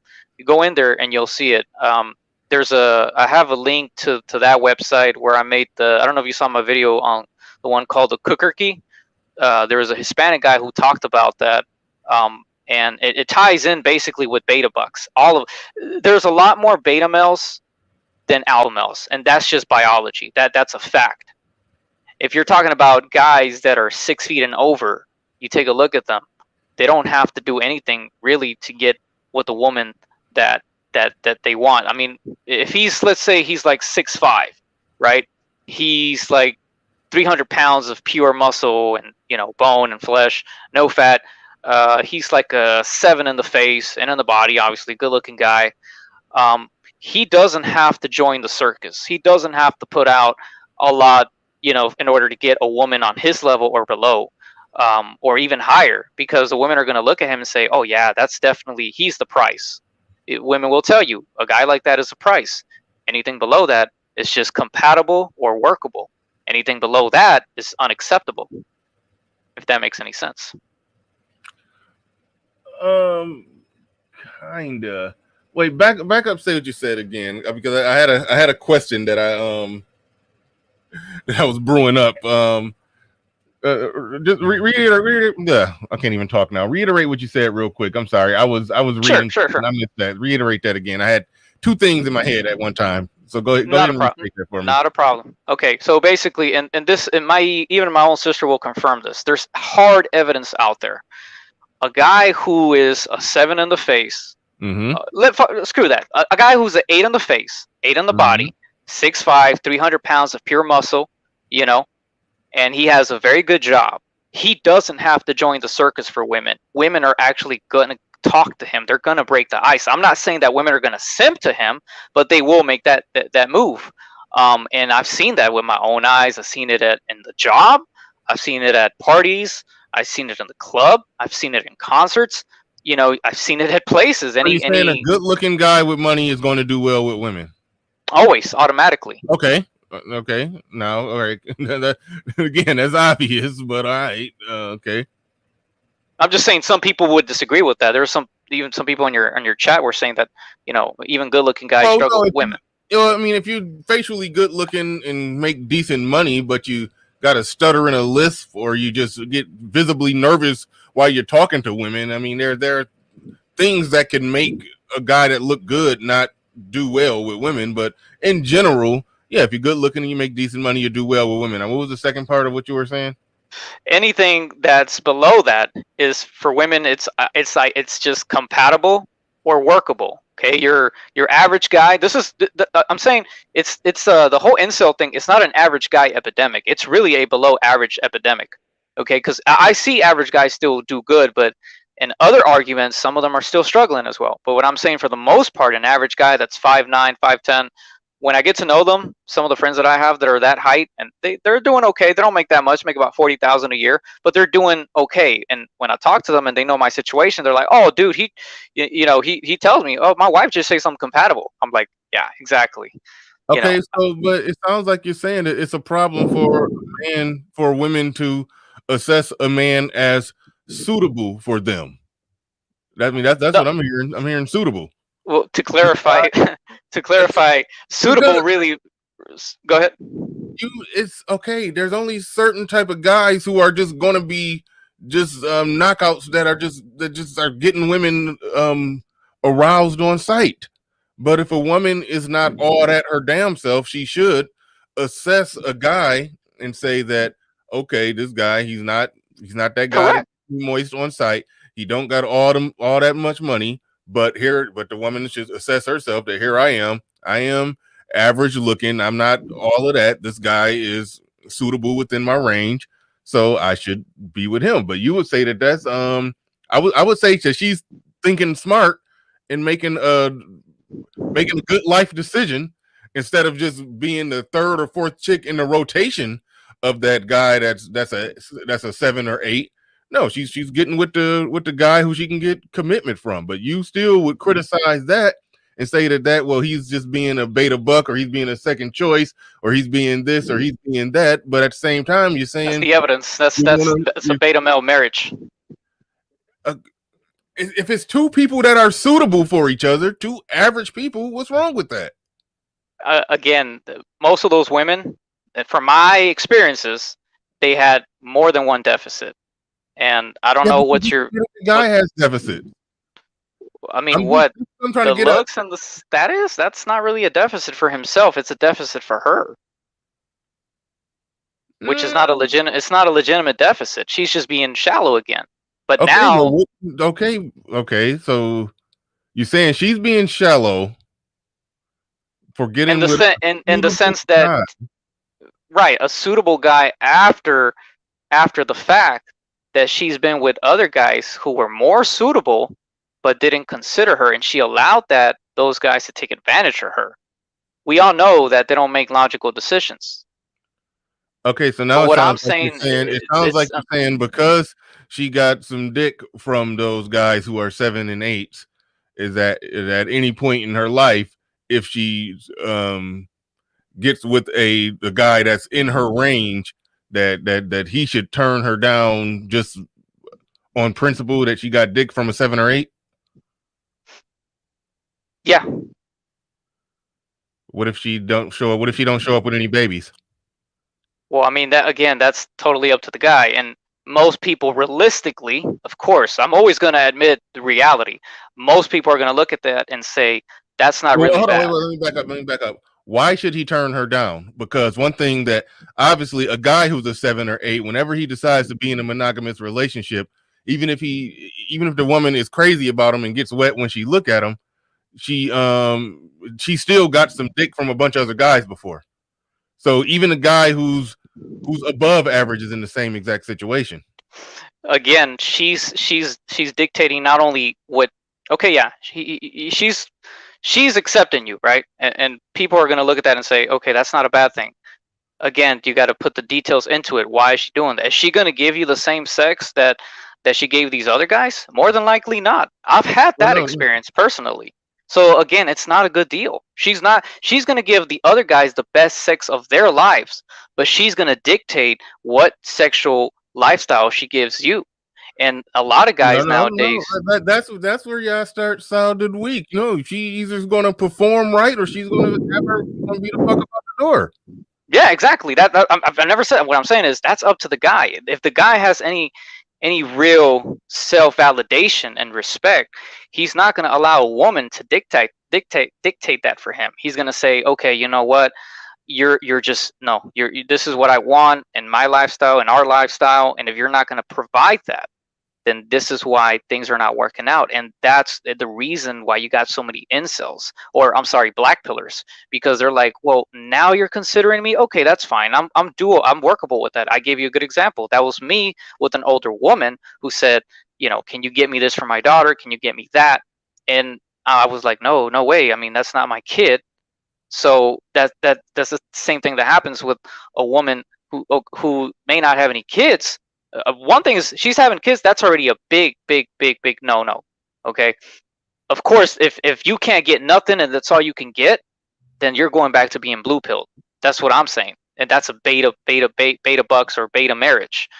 If you're strong enough to say, you know what, if you can't even provide me the sexual lifestyle with kids or without kids, then I don't want you. And what that leads to is a black pill. That's not a total incel. That's just an acceptable incel who is black pilled and his options are running out, especially as he gets older. You know, it's going to get harder and harder, and he's just going to end up alone. That's what I'm saying. That's really what the problem is. And I'm an example of that. I never said I couldn't get women. Now, if I sound like an asshole or bitter or shallow to the masses, they have to take a look at, okay, why is he still not getting with the girl who was a 6 or a 5 in the face that was shorter than him? Well, she has a high body count. If she has a high body count, she's really not going to give me the sexual lifestyle that I want, because at the end of the day, most women already know that that sex is a major factor in a relationship. Like, they know that guys want sex, right? So when you want sex from a woman, is she going to give you she going to provide you the positions that you want? And what I've come to realize, even in the last relationships I was with, most of them were like, no. So I cut them off and I said, no. When you said provide you the positions that you want, and most of them said no, you literally meant sex positions? Yeah, correct. Of course, you know, What because do you they're gonna look at you as a dog, like you want to dog them out. But yet she did that with Chad and Tyrone and the Bad Boys, but she won't do that with you, who's gonna provide a relationship, stability, and stuff like that. That's where. What was it that she wouldn't do? Who, me? No. You said you spoke about this like it was a real life example. So I want to know, what was it that you the chick that she wouldn't do? Okay, so, and we're gonna have to talk about this subject. I don't know if you want to go into it later on. So I have a lot of guys have this, and they're not gonna admit it, but I have something called a foot fetish, right? So the last woman that I was with, I was like, hey, you know, let me massage your feet. Let me kind of, I told her I like feet. You was being indirect. No, you wanted to fuck her feet. You wanted to put her 2 feet. I wanted to role play. I wasn't trying to be sneaky. I was trying to see if she liked it. So that PUA thing backfired. You was trying to give her a foot massage, and in the middle of the foot massage, you just put her feet together and tried to just work your dick in on the low and thought she wasn't gonna notice. No, I never said I was gonna do that. I was trying to imply, see if she would, if she would be open-minded to that, and she was like, no. And I said, okay, that's fine. So that's just my example. I just gave you. She said no to the foot action. She wasn't going for it. Yeah, even after we're together for a while. Go ahead. Okay, but how do you know that Chad and Tyrone got to do foot stuff with her? You don't know that. I don't know that personally, but they definitely got their other ways with her. That's a guaranteed. Oh man. That's some funny stuff, man. Hey, I'm glad I'm making you laugh, my man. You into feet. Okay. A lot of guys. You'd be surprised. You know, there Yeah, I was. know it's a thing. Yeah. It ain't my thing. No, I know, but I'm just saying, you know, I'm oversharing, but trying to, you know, get you to understand But the well, hold argument. on real quick. Mr. Chain Bitches says he's still holding on to those Bluefield fantasies and sense of entitlement and can't get them. This is why he is disgruntled and really is purple pill. Pablo says something. Pablo, this guy I was telling you about earlier, he had a good question up on the screen about why Sure. go over. I forgot how he worded it. Retype that again because you had typed something that I meant to have him answer, Pablo. But he says, if I'm doing every position known to mankind. Yeah. So, you know, there's an example here. Pablo, he got him, he said his options were not very well in the States. He said he got him a woman from, I forgot where she's from. She's from some other country. I forgot which country. But yeah, it's like some guys who are not super select out there, you know, on the scale, they still, when they get them a woman and they require certain things and they get what they want. But you're saying that, oh, we can't get this, we can't get that, she's not going to do this for me, she's not. I mean, it's like that's I mean, it's personal, but it matters. That's why, you know, it leads off into that the whole black pill thing, because it's always going to go back to the guy who keeps calling me out, keeps saying I'm blue pill. It has nothing to do with being blue pill. That's just, you know, sexuality and curiosities that you like on a woman. How many women have admitted that they like giving head? Is she blue pill because of that? No, that's just something that she likes to experiment on. So the fact that I have, you know, a foot fetish or something like that I like to try on women, that doesn't mean I'm blue pill. That's just a curiosity and experimental thing I want to have. Same thing with head. Same thing with guys who like eating out women. You see what I'm saying? So what I'm saying is that most of the women that I was with, they would say no to that. So I was like, okay, that's fine. I'm not going to force you, but I don't want to be in a relationship where I can't get the full sexual experience. You see what I'm saying? Because that's you putting your foot down, letting her know this is what I want if I'm going to be this provider in the relationship, if I'm going to be loyal to you and monogamously. You see what I'm saying? That's all it is. So that's not a blue pill. That's just a red pill. You're fixing a situation that you want something from her, and if she can't provide that, you said it yourself. You boot her the hell out. That's a red pill. Purple pill would be, you know, me living with her. I never lived with any of the women that I was with. I never did that. You see what I'm saying? So even if people get the impression of me trying to call me out, trying to say I'm blue pilled or purple pilled, it doesn't even matter if they're right, because those pills, again, shout out to Black Pill J, all roads lead to the black pill. So what? I've never said I wasn't blue pilled. I was blue pilled before. I know what it's like. And what that led to was a red pill. What the red pill led to was a black pill. And that's all I'm saying. I'm trying to keep it as simple as I can. I don't know why, you know, it's so hard for some people to grasp. I don't know how much more I got to break it down. Mega Montana says this is entertaining but painful at the same time. Thank you for the super chat. Appreciate that. JR came back through. He says B.R.P says, how many gals have you hit on total? Okay. Not a lot. He's asking your body count. Yeah, not a lot. That's the thing. See, that's another stereotype that people like to use against incels. It's a counter argument, and they want to say, well, if you got a high body count, it shouldn't matter if she has a high body count. You see what I'm saying?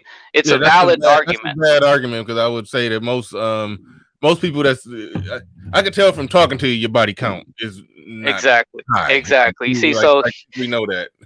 I know exactly how people want to counter argue, you know, incel arguments and stuff like that.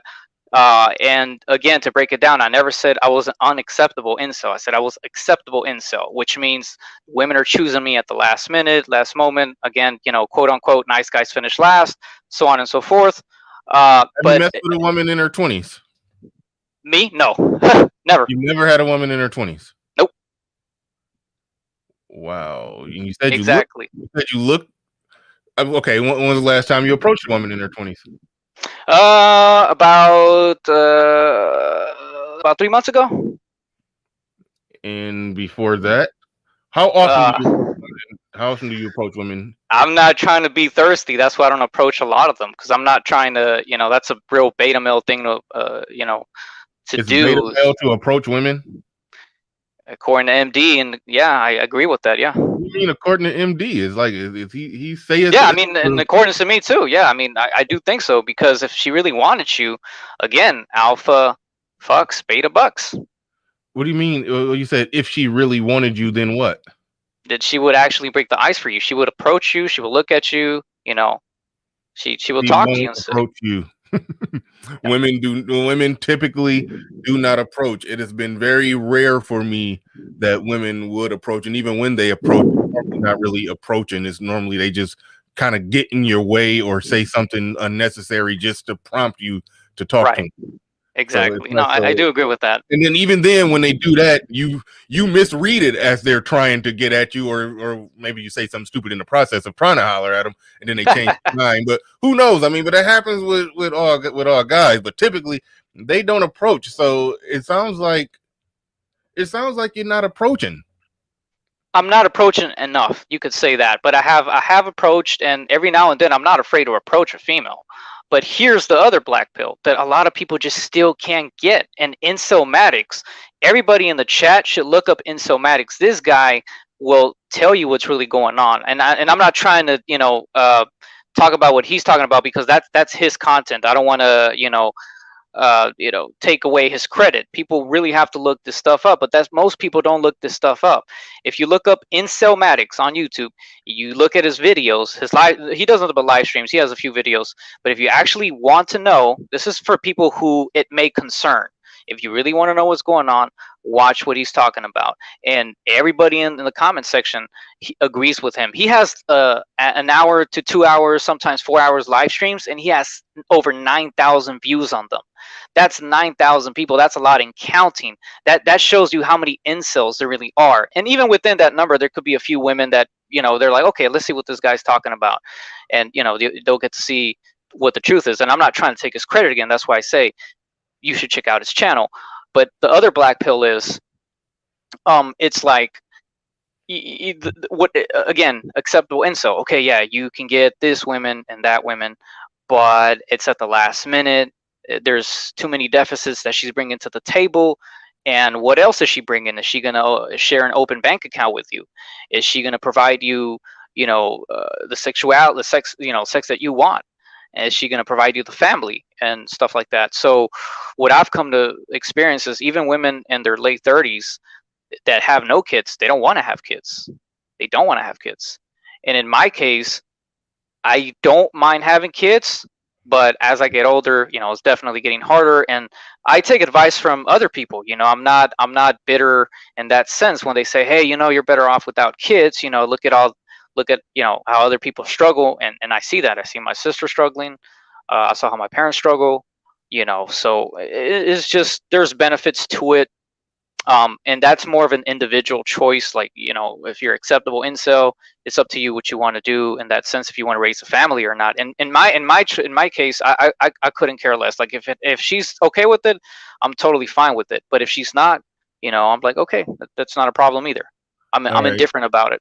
You Go ahead. mentioned something earlier. You said something about living your best possible life or a happy life. You mentioned the struggle and strain that it may take to try to live your best life. That meaning, doing all the stuff you need to do to make more money, working out, eating right, getting in shape, all of that. That's hard work, but that will help you to live your best life. But you said best life or happy life. So the life you're living right now, would you say that you're happy or content? Well, no, let's work with happy. Would you say that you're happy with your life right now? Yeah, yeah, for sure. All right. When the last time you had some ass? Last time you got some ass? I love that question. Let me see. Do escorts count or no? For purposes of this question, okay. When last time you got an escort then? That was about 2 months ago. Okay. So they don't really count because you paid directly for it. Yeah, but if no. you're Okay. So when the last time you didn't pay directly for it? Emphasis on pay directly. About a year ago. About a year ago. Yeah. Huh. So And that was just through a social circle. Go ahead. that was through a you just kind of like just stumbled into some pussy, like you. No, I know a friend through a friend, and that sort of They drama. set y'all up. Y'all went on dates and all the whole works. Well, I have a female. Like again, I have female friends, and they feel for me. They're like, hey, they don't know about the whole black pill thing or any of that. I keep that to myself. But they're like, hey, I heard you like this girl over here. I heard you like tall chicks, stuff like that. And I was like, yeah, of course I do. I have a thing for tall women. And she was like, well, I got a homegirl. Her name's Nicole. She's 5'11". She says she likes you. I was like, okay, cool. And it just, went from there. So when I go up to women, when I talk to women, if I don't go up to them, or regardless if I do or I don't go up and be like, blah, blah, blah, blah, blah. I don't do that. I do have the social skills enough to know how to talk to them. So again, I never said I was a total incel. I never said I was a true TFL guy, true forced loneliness. But what I'm saying is, I already clarified that, All I know is that when I got when my marriage was over and I was single in my own little spot, all I know is I was going out hitting the club just about every weekend.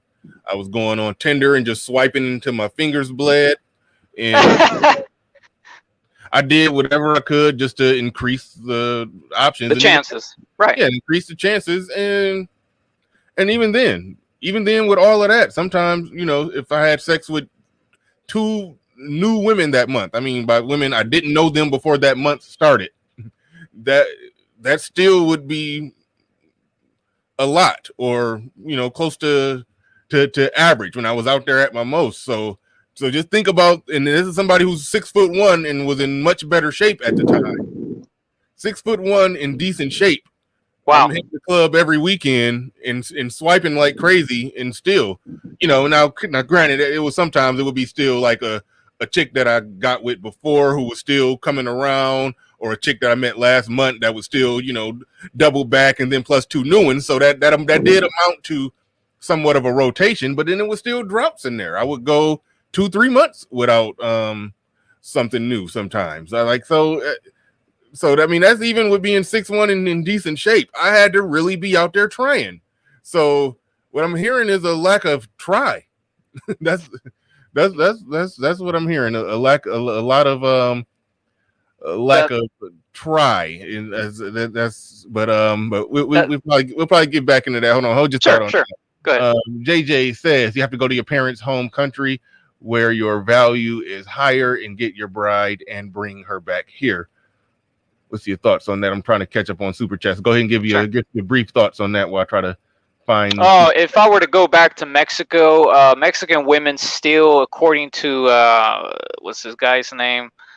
There was a video that Richard Cooper made about that. He said there's still a few countries that actually respect men for being men. Mexico, thank God, happened to be one of them. But I'm trying not to be negative with the audience. And again, shout out to the audience. I appreciate them for watching. But the times that I've been in Mexico, that was an even nuclear black pill. Most women didn't even look at me. And that's my own. Yeah, that's my own country. I mean, I was born here, but my parents were from Mexico. That was the average Mexican guy is about 5'8", 5'7" anyway. Okay, that's a joke. But no, you're right. No, 5'7", 5'8". Oh, okay. No, that's accurate. Yeah, it is. But I mean, you close to the average height out there. So I mean, and you saying that you. I haven't discussed my physique. I'm a toothpick.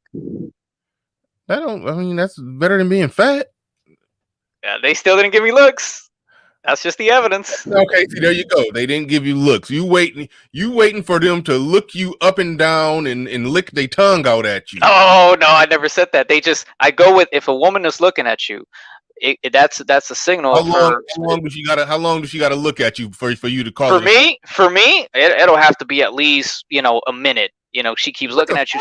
She obviously likes you enough. That's just my opinion. Minute? If I get 3 seconds, that's a go for me.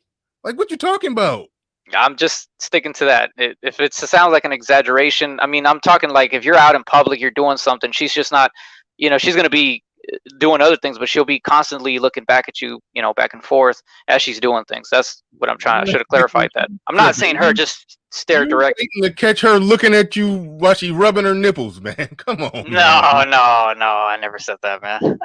All right, man. Listen, if I just get this, if they look at me, look down, and then look back up, that's it. She told me she want me to holler at her. Okay, I've been in that situation in this country, and I've approached her. It's flat out no.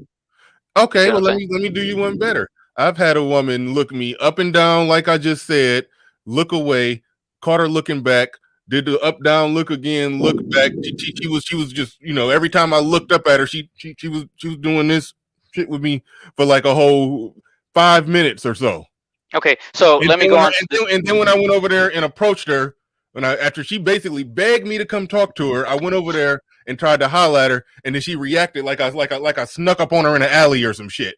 Okay, they goofy, they do stupid shit, but that's how that's going to happen. But you holler at so few women that you don't get to see the range of that.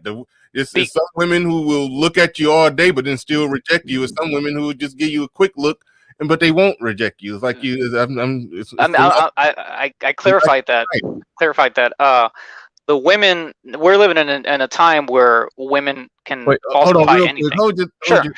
Hold your thought. You said falsify anything. Okay. I can understand not wanting to be. I can understand I want to be a cleanup man, but the cynicism and self-defeating.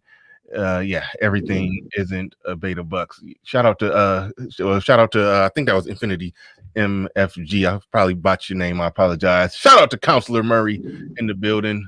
Appreciate you, Counselor Murray. Got to get another one-on-one with him coming soon. Please hold your thought, because you're about to say something that was going to be a whole nother topic. But hold on. No, you're good, man. In the building with another one. He said it's all prostitution, directly or indirectly. Sooner or later, you will end up paying. Some of us just like the bill up front. It's less costly over time. Right on. I couldn't agree more. I respect the I respect the trick that just goes and get it over with. That ain't, that ain't my game. That ain't my game. But I do respect it. That's the thing. Prostitution is low quality women. They're getting plowed by all guys, and on the side they actually got other, Chads and Tyrones. And if not, here's the thing: if it's not Chad and Tyrone, it's always going to be the bad boys. If it's not the bad boys, it's always going to be Chad and Tyrone. I've studied this stuff. I've talked to hookers, and they admit the things that I just talked about right now. So they're low status, low quality women. But if that's what you rather do, that's fine. But again, that's just a black pill. You're basically being a cleanup guy. You're paying for something that you want to get over with because you have a biological imperative.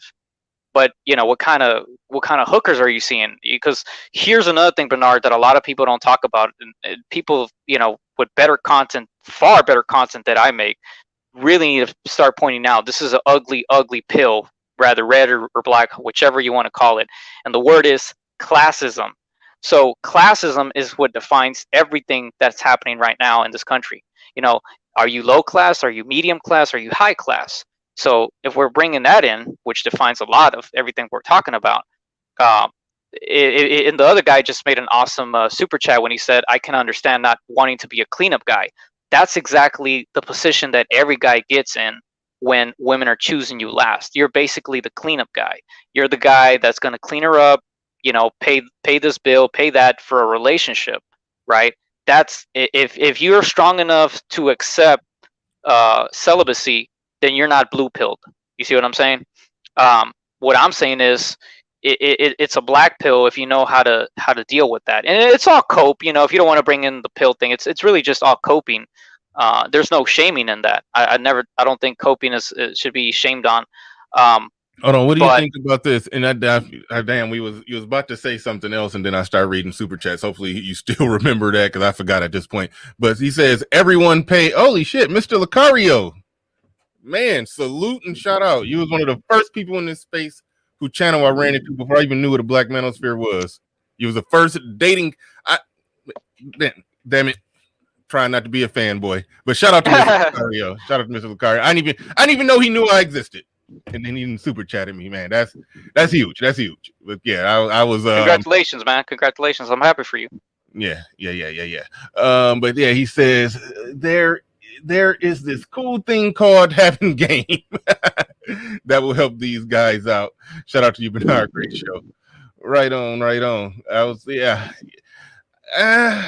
avoiding just getting into the whole game aspect of it. Oh, you're okay. I won't get mad, man. I'm no dating coach, so I don't try to just overwhelmingly just hit guys with the game. I can give some good do's and don'ts, but yeah, I try not to go there. Try not to go there. But yeah, Mr. Lucario in the building, man. Shout out to him. Let's see what we got. I got thrown off. Joseph Laney, he says paying for hookers is the ultimate cleanup. Somebody put something up there. They said everybody pays, bro, because you keep talking about paying and this or that or blah blah blah. Everybody pays, and I was about to we at the 2-hour mark. I was about to drop the link. I was definitely about to drop that link. So I'm about to go ahead and do that right now. You about to face the firing squad, man. That's cool. BPJ did it, so I know it was only a matter of time I did. Yeah, you about to face the firing squad. Like with a BGSM and more. You were talking about. You was about to say something, and I forgot. I had to read my super chats, and we got off the subject. But what were you? Do you remember what you were about to say? I think it was the cleanup guy. Talking about that? No, it was something before that. You was about to take us down a rabbit hole. I forgot what it was. But the link is in the chat. Y'all can come on up with your daggers, darts, spears, and arrows. You can come on up. But no, I definitely okay. You got some people coming on in. Got some people coming on in. Give me a second.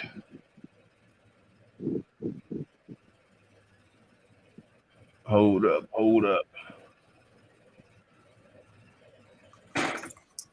Yeah, it's funny because when I very first, when I got out of my divorce, single for the first time in my adult life, I was out there trying to holler at women, and shit was weird as hell. And I went online just to, start Googling some stuff, YouTube some stuff, and because women just do goofy stuff.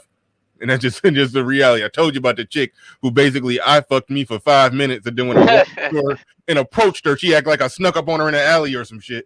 Yeah, I was running into weird stuff like that. I had to see if I was the only one on earth experiencing this kind of stuff. My man, I've been there. There. Yeah, that's where I stumbled into Mr. Lucario. That was the first time I ever, My first small, I didn't get fully just ingratiated into this whole space at that time. I was just kind of passing through, but his videos was the first videos that started popping up on my feed long time ago. I just remember the rabbit hole you wanted me to take you. I just remembered it right now. All right, let's go ahead and do that before we bring people in here. But a shout out again to Mr. Lucario. All right, go ahead down that rabbit hole. Then we're gonna. Gotcha. Okay, so there's so many ugly pills, black pills, whichever. I keep it simple and I call them black pills, meaning that they're the ugliest realities you'll ever face. So one of the ugliest black pills that I got was working. I was a chef at this kitchen for this restaurant. And I was the only guy, and it was nothing but women. And keep this in mind, there were women of my ethnicity, and they were throwing nuclear black pills. It was very vicious, man. Very, very vicious. I actually got sexually harassed, but not in a good way. It was actually a very bad way. And when I reported them to HR, they only got it was at least half of those women were sexually harassing me, and only one of them actually got fired. Even in the end, I don't think she really got fired. They just transferred her to a different building. I'm not too sure. But I mean, this is again, keep in mind, this is women of my ethnicity, you know, Mexicanas, Mexicans. So this whole black pill thing is becoming very, very mainstream. That whole 30% that you talked about on your last black pill live stream, it's gonna go higher than 30%. It's gonna become 40, and then 50, and then God knows if it gets worse from there. All right. Yeah, Constable Murray, thanks for the super chat. He said he was talking about classism and low value women. Is that correct? Yeah. I mean, yeah, he got it right. Okay, so yeah, that's what you was more or less just explain. All right. We got Truth in the building. Go ahead. You got the floor, you got the mic. Damn, I wasn't trying to overload the panel, but I can't not have J.I. I wish Zero and Black Pill J would join. All right, go ahead, Truth. You got it. Going once, going twice. Pablo, you got it. Okay, can you hear me? We can hear you just fine. All right. So, just a little background to your guest. I travel extensively in Latin America, particularly Dominican Republic and Colombia. I'm not as familiar with Mexico, but I'll say this. In my travels, Latino men are known for machismo. And you know this. They're known for being very macho, very masculine and dominant with their women. Black men are known for being cool, stylish, Yep. hip, right? So you're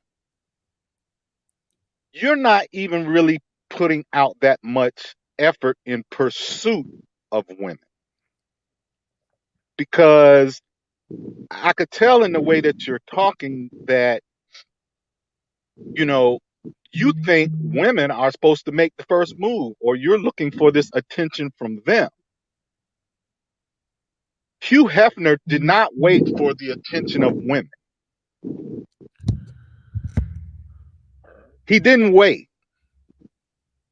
And he didn't care how he got what he got. He only cared that he got it. You're too concerned about why they want to be with you rather than making sure that they are with you. Hugh Hefner was asked a question by a reporter. He said all these women were around at the poolside at his Playboy mansion. And he said, well, you do realize all these young and beautiful women are only here because you have money or because you're paying for them. He said, I don't care why they're here. I only care that they're here. You need to find your reason that they're there. Do you think the average NBA player,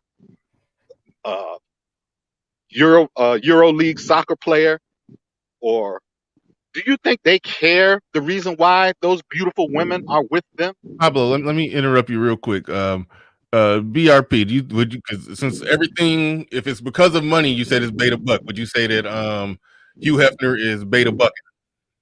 No, in his case is status. He has high status, high social status. He has fame. He has the glamour. So of course, women are going to gravitate towards that because they want to be on TV. They want to show off. You know, women love that glamour. All right, go ahead. What you need to do? So what you need to do is what I did. I left the shores of the United States of America and I went somewhere where I improved my social status. My wife is from the Dominican Republic. I don't care why she's with me. I only care that she's with me. She needed help in life. And so did I. Of course. Right. I know exactly. So pack your shit. Can you afford a $400 plane ticket? Yeah. Pack your shit. Get down to Colombia. They love Mexicans in Colombia. I know. I'm there. But he can afford a $400 and there are quite a plane few ticket. Mexicans living in Medellin. He only got $15 left once he touched down, though. So it's okay. Well, go ahead. Oh, and there's somebody that'll relieve him of his $15. So $15. So If I can so what interject, I'm saying is, yeah. So go what ahead. I'm saying is, you just need to change, you know, change your status by hook or crook. It doesn't matter how you do it. Just do it. Just get it done. Gotcha. No, I get what Get you're it saying. done. That's what in the incel sphere we call geomaxing. Basically, you change the geography that you're living in, and you go see, which even incels have admitted on their live streams that your LMS definitely increases in other countries. But do you know why? I'm pretty sure you know why. I The don't reason, care why. Did you just hear what I said? I don't yeah, care no, I why. Does get he what you're have to saying. care why? No, he didn't care why. He didn't You just care. get it. You just get it done. I get what you're Get it saying. done. Get it But done. but even then, this is the other black pill. Why even there's videos about this. Shout out to one of my brothers in that content red pill sphere. His name is the master of the blue pill disaster. He talked about that in one of his videos, and I've experienced it. And even women from my own country will tell me, if you get a woman from a third world country, you better leave her ass over there. Why? Because the minute that you bring her over here, LFA made this even prove this himself. The minute you bring her over here, she's gonna want a monkey branch. So again, it leaves you alone. You're back to square one. So what? I'm with my woman might leave me tomorrow. So what? I mean, Yeah, you're looking for you're looking at every bad thing that can possibly happen. There is risk in living. That's the risk you take walking out the door every day. It's a risk. I mean, that's unavoidable. That's unavoidable. I totally understand that. I'm not arguing that. I'm just saying because of that reason, this is why you have so much preventivism, like Bernard said, and that I'm not saying that's a good thing, but it makes the valid argument of not wanting to even try, which I have tried, The but I'm saying question other is, do guys. you want to give in to those fears or not? If you want to give in to them, then by all means, give in to them. I'm indifferent about most of it. I've given into them, and I haven't. When I haven't, I still don't get better results, especially in here. But I talked to this boomer at my job, and he tells me the same thing you just said.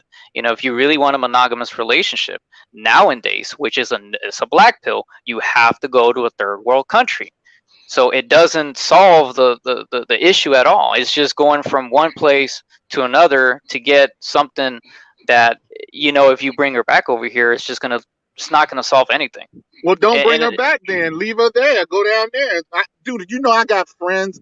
I have friends that are married to women in foreign countries, and they go and they stay 2 or 3 weeks, and they come back home, earn their money, and they go back and forth. That's what yeah, they do. yeah. As a matter of fact, you can live and work on your computer. There are jobs and things that you can do right from your computer and never leave the house, sit in your pajamas. You can do it all wherever they have high-speed internet. They're called digital nomads. You can find a way, bro. You just don't want to. No, Do, it's not that I don't want to, but I totally Pablo, do you respect what mind you're if I saying. get in here? oh Absolutely, yeah, my man. yeah, Go yeah, ahead. yeah. We Okay. gonna pass the mic. My bad. I Okay. like So, what Pablo was saying. It was interesting, so I let it rock. We're gonna go ahead and pass it. Go ahead, okay, Mr. Z, Mr. Z. Twin Okay, so Turbo. yeah, for those of y'all that know the '90s Z, so this is I'm new in to you, Mr. Bernard, but I've been all over. I've been, BGS knows me, Charles. I'm all over. Crawling all over YouTube, not just in the black man space either, but in the white man space and everything. So there's a community of young people, and I would like to ask the B.R.P. How old are you, if you don't mind me asking? 30. 30. Okay, I'm a few years older than you. For those of you that don't know, and I didn't get to hear if you mentioned the Doomer community, I'm just kind of informing some of the older heads, kind of what I'm gathering from this young man and other younger people. I would say 30 and younger. And it's funny, he's 30, so he's just at the edge of the age group I'm thinking of. You got to remember, these kids came up, they were young when the recession happened, the COVID situation. So it's had an impact on their development. It's had an impact on how they matured, how they dated, how the women around them saw men, and all of this has caused a really different situation than a lot of the older heads that are 50 something years old who still have hope, right? Who had relationships. A lot of these younger cats are reaching 30 years old, virgins, right? Only had one sex partner, barely Say ever what dated, now? barely. Wait, what? Yeah, What? yeah, you're hearing me right. I'm telling you, you hear me right. You'll be He's not surprised lying. how many. You You'll don't be got $40 surprised. though? You don't got No, no, $40? but it's not about that, right? It's not just about the sex. It's about the intimacy and the longing and wanting a real ass relationship. They want So love, they fantastic. want love for real. No, serious shit. And you'll be surprised. I remember saying this on Roger Report's show. You'll be surprised how many young men and women are virgins at 31 years old, 30 years old, Yes. 29, Yes. 28, right? Especially the young boys. And I'll give y'all Well, some. Go ahead. I'm sorry. Data and the stat. Well, you said you were about to give some stats on that. Yeah, no, some information. So Well, I real think quick, this thing is. the data on that is, Mhm. and this was a while ago. Well, Mhm. not that long ago. Over 2 years ago, they published something showing that 1 in 3 men between the age of 18 and 29 are And about 20% of women. Yeah. having no sex last year. No, women Mhm. like Yep. 15%. So yeah, Yeah, women. no, it was closer to 20, but still, either way, this is like, I think this is becoming a phenomenon. I've been following this type of thing since it was in Japan, starting in the early 2000s, maybe late 90s. And what you see is so many young people, and this is a Western issue. That's why I'm speaking about it like this. Obviously, it affects us in the Black community in a particular way, but I really think we're getting to this place with technological advancement, with society, with 2 or 3 recessions. You know, you got the dot-com bubble, then you got the housing one, then you got the COVID recession. It's put young people back on their heels and caused them to have a weird sense of arrested development, right? And it's not just 1 or 2 people; it's almost entire generation. And Exactly. Generation Z look like it might be the same thing. It might be 2 generations now that had arrested development. Think about it like this: not very few, but not as many of them move out the house at 18 or 21, right? Because the money is scarce. So that knocks back so many of them from doing things that force you to be an adult, right? They're stuck at low paying jobs for longer. They're in college for longer. So all of those things force you to be in a situation where when you're 29, 30, 31, and you finally can breathe, you're still thinking and sounding like an 18-year-old in many ways, because the things that help you to build that relationship muscle, that ability to speak to women, or for the women to speak to men, you were not engaging in that for the 10 years that you should have been, right? So that's why I don't see for a what lot you of. said that explains why somebody wouldn't be engaging with But I am telling you that it's group the that's fear. It's 50% of the fear. It's population. fear. Okay. It's fear. I'm going around. I'm sorry. I'm being a little long-winded with it, but it's fear, right? And it's not just him. I'm telling you, 30 Yeah, but and younger, a lot of them sound like this. And yeah, but that's the problem though. Mhm. Again, as a man, you're not supposed to be afraid, especially afraid to approach a woman. It's very simple. It's like Mhm. you guys are refusing to get in the game. You can always say, "Oh, what if I? What if I? What I?" It's the what if game. The issue and the problem is you. That's what I'm. Listen, listen. This is my thing, bro. If you get 1,000 no's, you're not gonna know unless you ask. And I promise you, before you hit that 1,000 no, you're gonna get more than one yes. Mr. Fantastic, let me ask you something. You're the same brother that be on Jessica X's channel, right? Yep. Do you hear how those sisters sound on there? That's you. Do you hear how kiddish they sound? Yeah. That's Listen, but this is because what. Hold on. that's This is an the arrested thing. development. Well, it's That's not arrested scarring. You see what development. I'm saying? Listen, That's a weird. Go ahead. I'm sorry. but listen, it's not arrested development. With them, it's all cap and bravado. It's fake. Listen, these women, a woman will literally lose her mind without attention, bro. Mm-hmm. Yeah, This has been exactly. proven. That's why they're all on OnlyFans and all these websites are making it worse. Let's follow the logic of what Mr. Z is saying. If you're talking about arrested development being a problem, they're acting like younger people. They're acting like teenagers. They're traumatizing. Yes, trauma. Teenagers holler at each other. Well, here's the thing. Approach teenage girls. So if you're talking hold on. I'm sorry. Talking about because of this arrested development thing, that's why they're not approaching. I think you're connecting two things that probably don't even have a correlation. But that's the argument I'm making. I think they do. There is a correlation. What I'm saying is let's go through it. Underage childbirth is down. childbirth is down overall for millennials and Generation Z. They're having less sex, less sexual partners. They're buying homes less. They're buying new cars less.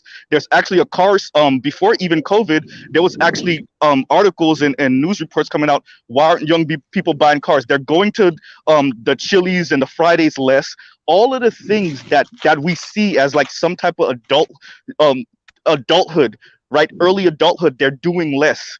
Right, Yes. all Yeah, of it, and that's what I'm trying to get y'all to understand. I'm sorry, but hold, you're bringing in too many factors into this, and like I said, what you said is right about other extenuating factors affecting it.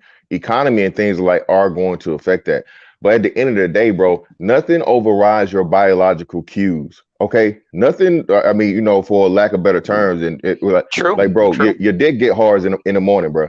All right. True. So as long as I your agree with that. equipment Well, works. So wait. Hear me out. My bad. Well, go ahead, bro. You the guest. Go ahead. I'll listen to you. Well, I was let me say this. Well, I want to piggyback on what Fantastic was saying. All of those factors that Mr. Z is talking about, that B.R.P is agreeing with, none of those factors have nothing to do with when I asked you. Holy shit, breathing heavy. With all of those factors have nothing to do with why you chose to only. I think you said you only approached one woman in the last year or something like that. Well, that's the one who actually had a success rate with. I didn't say all the other ones because it sounds so simpy-ish. That's why. But I have approached more, and again, Insomatics proved it that most of the women are already taken. Most of them. Can I bring up one thing to think about, you guys? Just, and I'll pause for a while. For those of you that know about the Mouse Utopia project, think about that, right? And I think this is. I know I'm bringing in a bunch of outside factors that seem like they're not connecting. Before we go there, I'm sorry. What do you mean all the women are taken? They are. They have too many options. Insomatics proved it, and that's true. Every woman, even Latinas, they all got an Instagram. They're posting pictures, and they're coming out there. They get a lot of attention. They get a lot of attention. Yeah, but they need a physical. Yeah, they need, bro. You don't have it. There are literally more women on the planet than men. So that's mathematically impossible. First of all. Secondly, again, no matter how much online fake validation and all these things, a woman, just like a man, eventually wants a physical interaction. And this is what I'm saying. Like, bro, you guys have this defeatist attitude, and that's just. And again, I'm not saying this as a slight to you or a jab, but that's just not masculine. That's not manly, and women can smell that. Absolutely. No, I'm not denying that. Well, that's what I'm saying. So you're proving our point. If you were to change if you were to get the confidence within yourself, work on yourself. I'm not saying pay nobody. I'm not saying you go to whatever. Do whatever you need to do to find the confidence. Because, bro, I've heard you say, I literally heard you say on this panel that you had more than one instance of women like physically accosting you, bro. Bro, you know what type of fucking vibes you have to give off, of energy you have for a woman to be willing to try you physically, brother. This is, and again, I'm not coming at you. It's just from your mindset, bro. They can smell it, just like they can smell the alpha shit. Ain't just restricted. Physicality is a big part of alpha male shit, right? But another part of it is your bravado, your confidence, and all these other things. Yeah. So my thing is this: it's something that you gotta just do within yourself and get past the fear barrier. You guys are too scared to motherfucking get in the game. It's that's what I'm saying. And to the Fantastic and Bernard, could I ask you something? That's where I disagree. Go ahead, Mr. That was Mr. Z, right? Yeah. So because just throwing that out there, I'm 34. I'm in a relationship, but I'm like all over YouTube studying this shit because I find it fascinating what's going on, especially with young people under the age of 30. So my question to Mr. Fantastic and to Mr. Bernard is, what do we say about this type of phenomenon being a generational thing? Because I really see it with young millennials and Generation Z, but also crossing races, right? And crossing nations, because what we're talking about is something very this phenomenon is very Western. What do we think about this being something that you see more and more young people engaging in, this not having sex, not being in relationships, not dating? What do we think about that? globally. Well, there are effects to this. JR, you got to mute up, bro. Yeah, that's JR. Yeah, you got to mute up. Okay. Yeah, there are effects to this market. That part can't be denied. And so I'm not sitting here saying that when y'all analyze things that y'all have a completely wrong picture of reality. Yes, women got more options. They can do what they want, when they want, how they want it. They can make bad choices. They can get with the wrong guy for the wrong reasons and enjoy every minute of it and be happy. Like, yeah, we get all that. Like, there's a sorry to cut you off, Bernard. So I mean, it's harder for the average or below average guy. It's not like the 50s with a 90% marriage rate and everybody is just going to automatically be paired up. So it ends up in a situation where you do got to get out there. I mean, I told y'all how after my marriage, a lot of people know my story. I've told it a bunch of times. I got married at 19, was married from 19 to 31. When after my marriage was over, that was my first time as an adult getting out there hollering at women. But so the thing, Bernard, I told you, in order to get some action, I had to get out there every night, had to approach as much as possible, and I was a little embarrassed to admit it, but one reality is, I used to get a little nervous when I would, go approach a woman, all of that. But I I got my swipe on, I got my approach on, I did all of that. I put myself in the game, and I ended up getting some decent results. So I understand that your results may not be my results, but when I listen to you explain yourself, it does sound like that you're not trying to get in the game. And even when I, put the dots as close as possible for them to be connected to where it was an actual suitable situation, you found something wrong with it because this woman had sex with some guys before you that looked better than you, and therefore she don't really want you, so you're scared that she's not gonna throw it back when you're having sex with her. So you're not at all. I just said I said that, but I also said she had kids. That's too many. That's one too many deficits. But listen, you said she was, bro.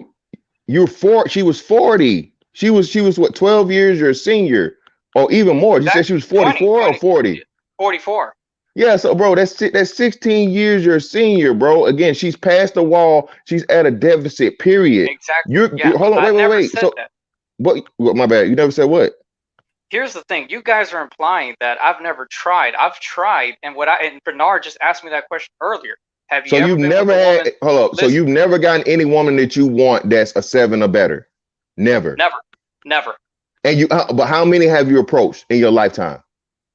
More, I would say just about enough. No. Don't give me that just about enough shit. We need a solid number. Out of you say you're 30 now, right? Out of your 30 years of living, and we'll start you off at 18. So your 12 years of adulthood, how many women 7 or above have you actually approached to try? I don't approach above my looks. I don't do that because I know. So now you're contradicting yourself. This is what I'm saying, bro. See, now you said you enough, but now you're saying you don't approach above your looks, and you said that you're a 6, but then you knock yourself down further because of your height. So what you're saying to me, do. Women. So, but you're saying you've never done it. You just admitted to you've never done it. I'm trying to clarify. What I'm saying is a guy who's a 6. Women view me as a 4. Me and Bernard agree on that earlier on the stream. So if a woman who's a 6 like me sees me as a 4, she's gonna pass me up. So there's no but again, my question to you, fuck the 6. I'm not talking about the 6. I'm talking about the 7. I'm talking about the 7. So the moderately attractive, that's the sweet spot. 7 is the sweet spot where you go from average to not quite highly attractive, but she's moderately attractive. She that 7 is the sweet spot. No, how many 7s have you approached? That's 5 is the, hold on real quick. 5 is the average. 6 is above average. Like that's a decent. So that's what I'm saying. So 7 is like a tweener. Pretty. But a 7 is a chick that if she try, 7 is just walking around every day. Hey, she's slightly above average. If she put on makeup, she dress up, and she put on a push-up bra and all this other shit and all that, the tights or whatever, she got a fat ass, she could possibly be a 7.5 to an 8. So that's why I'm asking you. So I'm asking you specifically about the 7. How many 7s have you approached in your life, bro? 10. 10 7s. So you struck in. So in 12 years, that's less than 1 per year. That's you. So you've not even really applied yourself, bro. You're not even trying 1 per I year never for complain. 7s. The thing is, you have the idea that I'm complaining that I don't get pretty women. I never said that I get mad because I don't get pretty women. What I'm saying, I understand that. You're exactly. You're not complaining about not getting the women. You're saying that you're not even trying to get the women because you're no, disqualifying yourself. I never That's said the that. issue. I said they're disqualifying me because they have too many options and they're going to start from the top to the bottom. That's what I said earlier. Mr. Fantastic, can I say something? Let me say this real quick. Look at it like this. You actually putting it higher, too high with a 7. I put it all the way down. Exactly. And I put it all the way down in average woman. He said he will accept an average woman, but then there were so many other parameters that where if she had sexual partners before, or if she was again, bro. You worried about how the burger's made versus enjoying the burger, bro. Let me just get this out real quick. I think one of the issues we're dealing with. That's why. I think one of the issues we're dealing with is just living in an advanced society where people don't want to take a risk if it's not guarantees. It's not limited to him. I see it with the sisters too, with women, with younger women in general. It's if I can't have what I want and it's not guaranteed to me, then I won't do it. That's why you see a sister have no problem spending 5, 6, 7 years in college, right, in school, but she won't even wink at the guy that's looking at her from across the room. It's too risky. Yeah, but right. So bro, that's again, nothing in life too. Is guaranteed. Nothing. I agree with in you. Life No, I'm is agreeing guaranteed. with you. I'm agreeing with you. I'm just saying because you're agreeing that you have a flawed. That's a flawed logic. You're looking for something you're not going to find. Let me say what I was saying.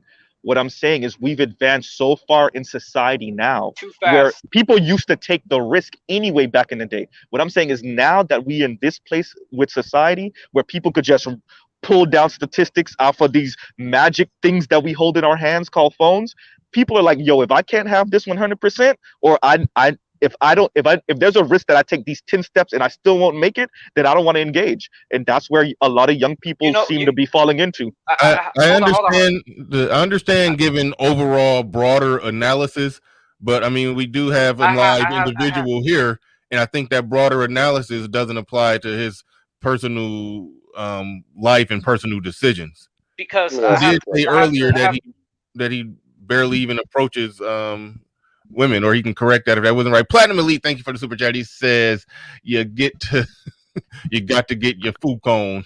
No incel. Shout out to Platinum Elite. Appreciate the super chat. And also, hold on, real quick. Yeah, I like him. I agree with the stuff he says. So shout out to him too. Real quick. I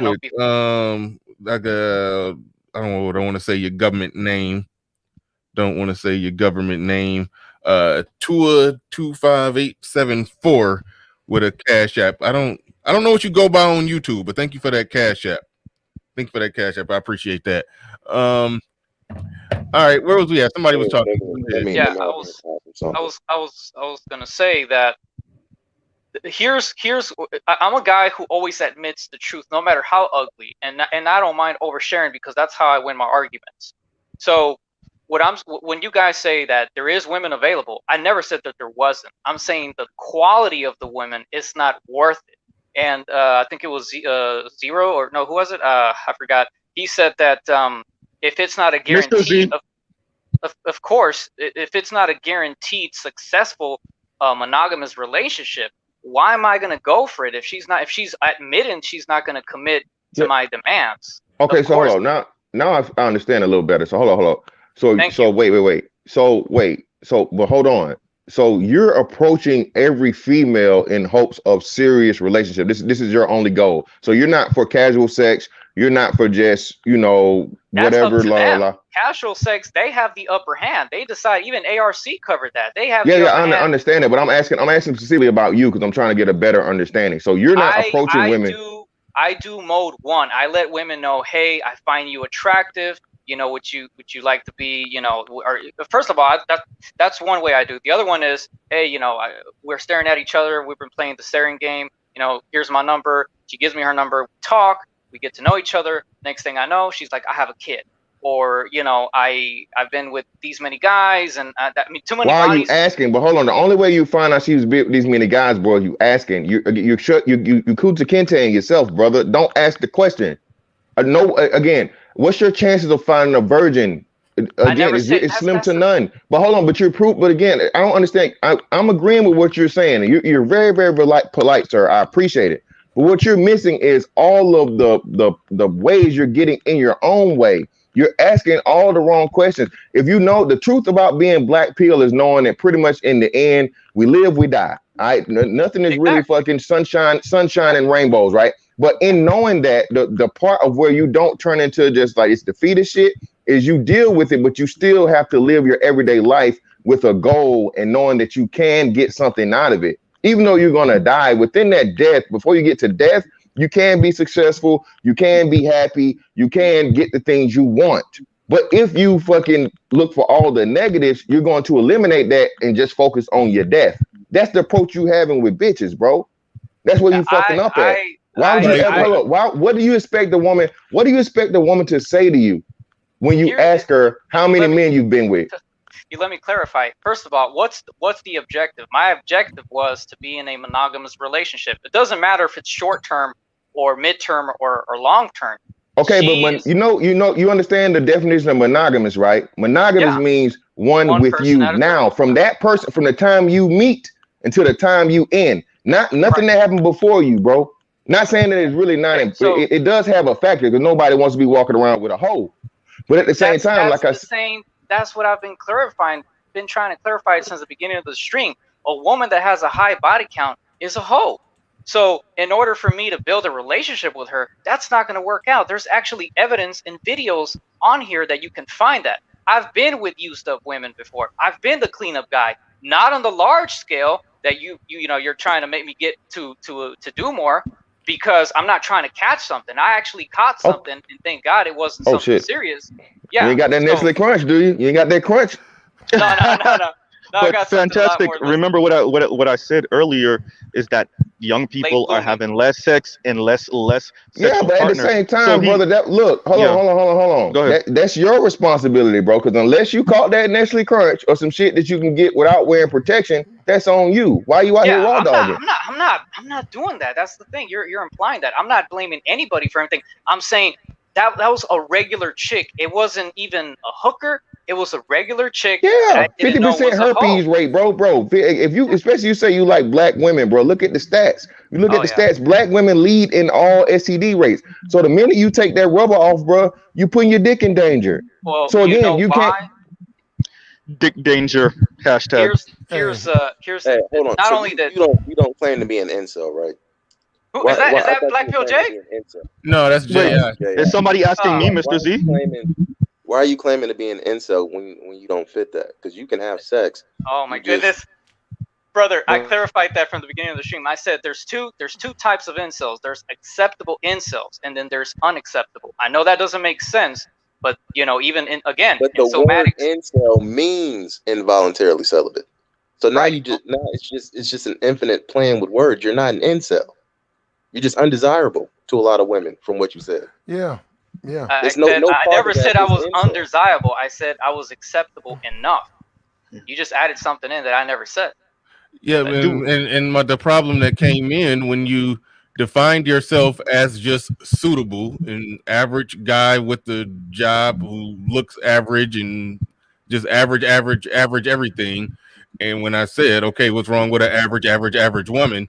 You found every reason in the world for something to be wrong with that. And I think that's a big part of where the problem come in, that coupled with you not approaching that much. But Soul Provider asked a good question when he said, asking, do you have other goals? And then when me and him actually got into that, talking about how he could make more money and upgrade his job and get a particular license and become and make six figures, he ultimately said that, yeah, well, doing that would if he was driving the truck for UPS making six figures, if you get into an accident and no matter whether the accident is your fault or not, they can fire you. So that was part of the reasoning why he didn't want to do that. So I think everybody is right. I'm admitting to the sense that, I am walking on eggshells because we live in a very, very volatile environment now, even more now with so many crazy things happening. COVID made things far more worse. It was a final strike into becoming even more of a late bloomer. One thing that I think it was, I keep forgetting his name. He just proved it. A lot of millennials. It really started with millennials. Started being late bloomers. You know, late bloomer. You're coming in late, and I am a product of that version. But I'm not. Here's where we got to clarify. If your guys are asking me that, okay, to shut it off quick, can you get women? My answer to that, it's not that simple. But for the most part, yeah, I can get women. So you guys totally win that argument. I will give you that. Now, if you So guys are saying You're not. Hold on. Wait, hold on. 'Cause I only You don't like the Yeah, women. You don't like. Well, hold I'd on. like Wait to a say minute. something. what's wrong with you continuously, just tricking? Why don't you just keep tricking and get the caliber woman you want short term? well, tricking is deception to women. That's manipulation. I'm sorry, no, that's not manipulation. That's just directly paying for it. You're Is letting this her for that? know. No, but here's Yeah, the thing, though. Wait, hold tit on. for tat, Let me Wait, just. hold on, Yeah. BPJ. Let me get them. Bring you in, BPJ. Give me 1 second. What's wrong with that, BRP? Why don't you just keep doing that so you can get exactly what you want? That's not a and know viable exactly what it solution. is? Well, hold on. No, I can answer that. That's It not is a viable solution. tricking. Hold on, let him answer. It is a viable solution. Go ahead, BRP. How? But Why don't if do you it? wait, hold trick. on. Wait. First of Wait, all, hold on. We don't. I don't think we need to go that route because I think tricking in the long term is not It's what not we viable long want. term. Yeah, Yeah, if he wants a monogamous relationship, tricking is not going to get it done. Oh, Yeah, hell no. that's Like, this ain't as simple as he's just frustrated. Like, I gotta stick my dick in a pussy. I don't think he's saying that. I think he's saying he wants something beyond just the ability to be able to stick his dick in a vagina. But He real can quick, actually. he doesn't believe that a woman is going to be truly monogamous anyway. real So quick, he Bernard. should just set That up is some true. kind of No, but you situation. know what? Hold on, Jay, he now should you just do set up got a a little point. situationship and keep it going, and he know that this what it. He can just believe that it's monogamous. No, well, the 'Cause he problem. already said that female nature, they're gonna do what they want in their free time anyway, no matter Real what. quick, I just want to I want to give a shout out to Black Pill Jay because that guy is awesome. Everything that you guys are trying to get the answer to, he covered it with Bernard like 4 or 5 months ago. So shout out to you, Black Pill Jay. Thank you No, for I joining. appreciate it, man. I started working about 10 minutes, but I was shouted out a couple of times, so I had to pop in. Appreciate you having me, Bernard. Oh yeah, no doubt. Yeah, well, Since you gotta go, I was gonna go to platinum, but since you gotta get you gotta get off in 10 minutes. You're saying? Yeah. No, I do. Well, if you gotta get off in 10 minutes, go ahead. I'm gonna let you have it right now. No, Go I ahead. was just gonna say, the word incel. Let me look. And the gentleman here, what's your name, bro? I forgot your name. The main guest, the main speaker. But no, I mean, here's the thing. No, you're not an incel technically by definition. However, I do understand what you mean by an acceptable incel. I mean, look, I'm about 6'6". I'm a pretty decent looking guy. And I don't struggle necessarily to get women. However, am I getting the women that I want, or am I getting my looks match? Rarely do I ever. The thing about it is most guys, unless you're in the top 10% category, are not getting their looks matched. They have to date at least 2 points down. And I think that's what you were talking about earlier, right? Correct. Yes, sir. Yeah. So somebody like you, if you were 6 in the face and you're like, how tall are you? 5'7"? 5'5". 5'5", Yeah, dude. Not 5'5", way yeah. below average. Yeah. So the only way you're gonna really able to even get close to your looks match is to money max, is to get your paper up. You're gonna have to get your status up. You're gonna have to, social media is real big right now. I mean, look, even though like I'm a pretty good looking guy, but because I have less than 2,000 followers, when you DM a chick, you know what I'm saying, like, because how status and how hypergamy works, 99 times out of 100, they're not going to respond to that DM. So there's a whole different social media component that you have to factor into it, because your social media nowadays is the currency. You know what I'm saying? It's the looks, it's the looks, it's the status, which is social media, and then money comes last on that list. Because we like to say, oh, get your paper up, but guess what? Women are turning down millionaires who are exactly. You know what I'm saying? That's what we're living in now. Like that's what I'm trying to get them to understand, dude. The black pill is going nuclear. It's going global. There's a friend of mine, Tico Trent. Shout out to him. He literally travels, and he said it himself.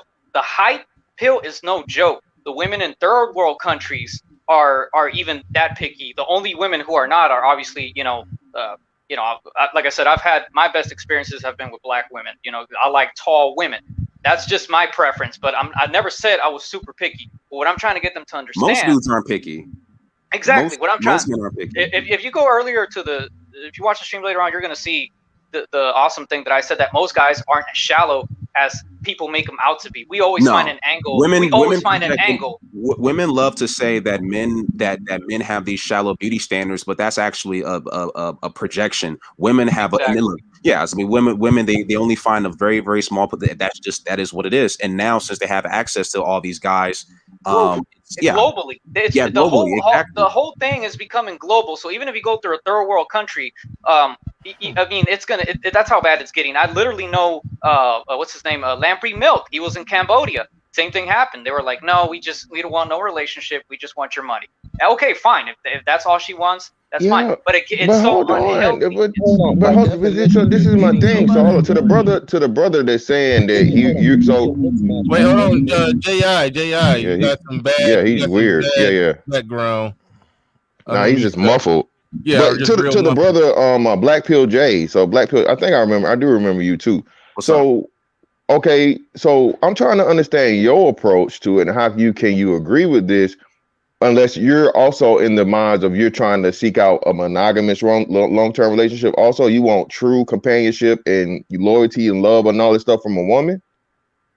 Oh, you talking about me specifically? Yeah, you specifically. I mean, it'll be nice, but the thing about it is, even if I was a true Tyrone, I mean, the thing about it is, let's say if I was a true Tyrone, if I was a 9 out of 10, and I deal with a woman who's an 8, we don't live in a world that is conducive to a monogamous relationship anyway. So it'll be nice, like I would say that, you know what I'm saying, like, but it's not something that I'm like, oh, that's like my ultimate goal, because I got my purpose, like.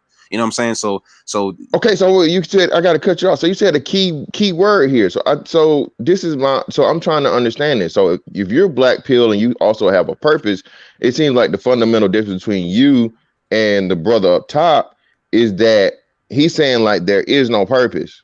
No. The fundamental, no. If we're talking about the black look, I'm 6'6", and I'm a decent looking dude. I won't consider myself a 6 in the face. I would consider myself like a 7.5. So the biggest difference is we are in two different physical categories.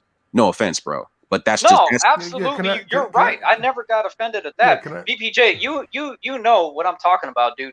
Here's what we gotta find the answer to is, can you get women? Yes or no? I answered that. I said yes. Then I said I want a monogamous relationship. And one thing that Bernard definitely keep roasting me on, which I do give him credit for, is, okay, if you want a serious monogamous relationship, you got to take what you can get. But what I'm saying is that it's hold on. I'm not saying take what you can get. I said get with what's suitable.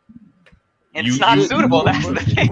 You rate no. If you rated yourself where you rated yourself, and I present a comparable woman that's suitable, but you having a problem because she's had a dick in her before.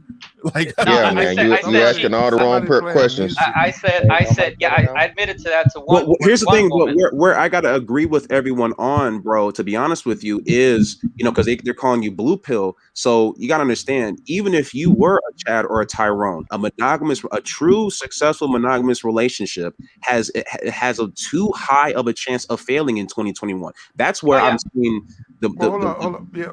J.I. got background coming out hard. I didn't hear his background right there, but hold on. Yeah, he got wind or something. It's something, I don't know. Let me get these super chats real quick. I gotta work Platinum in here. Platinum been waiting for a minute. Daryl Davis with the super chat. He says, "Oh damn, that's funny." He said he's a Mexican and went to Mexico to try to stand out. Yeah, that's pretty damn funny. Big Game Orenthal James in the building. He said, "Let BPJ spit." I already did. All right, Nick Penn in the building said he is not satisfied with the women he is getting without tricking. This is the issue. Yeah, I'm all for a proper appraisal of yourself in getting what you can actually get. Not just I'm not tricking anybody. But hold on, but the problem, even if he was to trick, the problem is he couldn't even trick to get his looks match. He would need to trick to get 4 5s. Exactly. I'm not convinced with that one. I'm not in the tricking game, but I figure if you're paying money, you're paying money for a better. But whatever. I'm not even going on. Hold on, Mr. Shane Vigil. Hold on, real quick. J.I. Okay, he muted. Mr. Shane Vigil. He says marriage is advanced level tricking. Yeah, a lot of people saying this is true. That a relationship is all tricking. That's why when you was Marriage, talking. marriage is long-term tricking. That's exactly what it is, and possibly after the fact too. Sandman did make a video months ago talking about how marriage is a lifetime prostitute. Yeah, I totally get that. Not denying that. But when people tell me tricking, that means you're literally going up to women, telling them, hey, you know, I got money. She knows you got money. You're willing to pay. What I'm saying is, and Black Pill J, shout out to you, my man, is that the women that you see, the women that I've been with, that I've paid with, it's ridiculous. They're 2 to 3 points below me. There was times where I could have gotten a 7, right? But she wanted me to overpay, and since I it's Prince. It's Prince. That's who it was. Okay, I remember Prince. God damn. Hold up. You just call me Prince. Yeah, Prince. Can I say something, bro? You even got the guitar in the back. You letting this soul glow in that motherfucker. God damn. But dude, you like this, like shake that shit around, like flick. You guys talk yourself out away from you guys. Black Pill J and the Incel. You guys talk yourself out of women a lot, and you guys want women you can't get, and that's the bizarre thing about it. It's like you guys. It's like you guys are black women. I mean, that's what everything you say is what they do. Look, I'm sorry to cut you off. This is some more of that over 40 talk. I'm good. I appreciate you. Go back to your basement, bro. I'm just saying, go back and jack off. I'm just saying, these guys are a bunch of black women. Everything they say is what black women say. They want more than they can get. The black man has to do A, B, C, and D. They don't add up, so they don't get them. So they start bashing them. And but hold on, Platinum. I don't agree, bro. Platinum. Any bitch can be gotten for a man. Now, you're not an incel though, Fantastic. I'm saying the way that they get with other men and talk about why women they not getting dimes. And it's like, bro, if you're not getting dimes, maybe you need to talk to women because it's something you're not weighing up. And see, they want to live in that fantasy. Like that guy said, I'm 6'6", but I can't get you because you're a weak-ass nigga. That's why he ran off the panel. Nah, he had to leave. Let's hold on real quick. Ernest Preister in the building. He says it would be better if these young guys didn't come on the panel as if they're smarter than everybody else. It's counterproductive. Alan Roger Curry in the building. He says that false marriage is not a representative of long-term tricking for all men. Interesting that he put it on there for all men. Exactly. He says, now if you're a man who is with a woman out of his league, then more likely yes. Otherwise, no. Good stuff right there.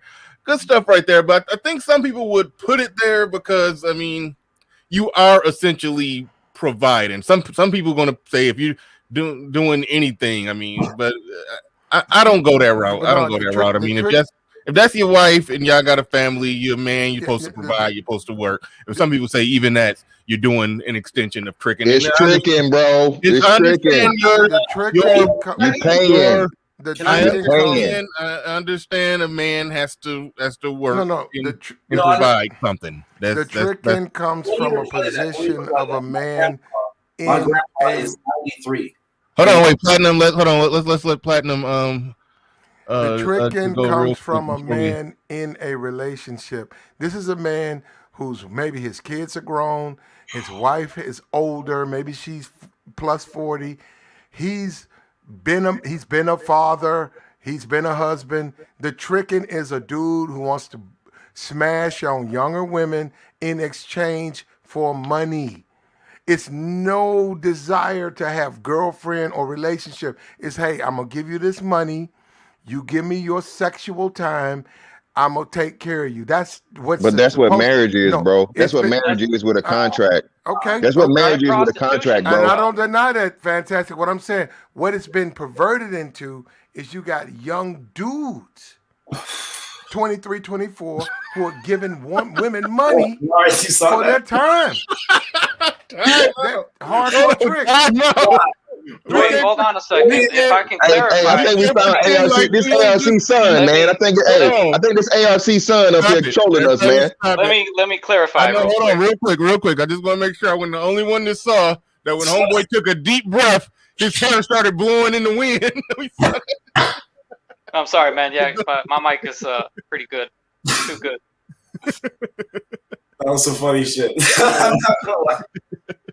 Go ahead. Well, what I wanted to say to Platinum Elite was the reason, that's the whole point of why the whole incel black pill thing is increasing, because I never did it in the sense that a lot of dudes, they're overpaying for a woman's time because the women are being too picky on who they want to get with. And yeah, don't get me wrong, I will admit there's some guys who do the tricking thing and they just want the sexuality, but the reason being is because they know they can't get anything serious with that woman. So it's just a quick transactional, prostitution thing. It goes back to prostitution. That's all it really is.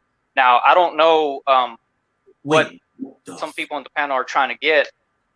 All I'm saying is that the things are so lopsided on their favor. But I'm saying that there is ways that you can get around it to get what you want. But even then, those options are running out, and BPJ didn't cover that. I got to reply. No, I got to reply. All right, we got to go to truth. Go ahead, you got it. Appreciate. So first, on the concept that marriage is tricking, I can't get down with that because maybe I'm blessed, maybe I'm lucky. I know it's a minority, but like on my dad's side, my grandparents were married over 80 years before my grandma passed. That's your grandparents, brother. That's a totally different era and generation. Exactly. Hold on. 15% of people make over 100K. 4% of people make over 300K. I don't give a fuck what everybody else doing. What kind of really think what you just said? I'ma base my destiny off everybody else. That's the gayest shit I've ever heard in my life. All I just said to you, niggas did it. A winner is possible. So you can run off with that because I don't care. Prince, I'm gonna ask you this, Prince, where's your Prince? I see the guitar in the back. Prince, real quick, brother. I see the guitar in the back.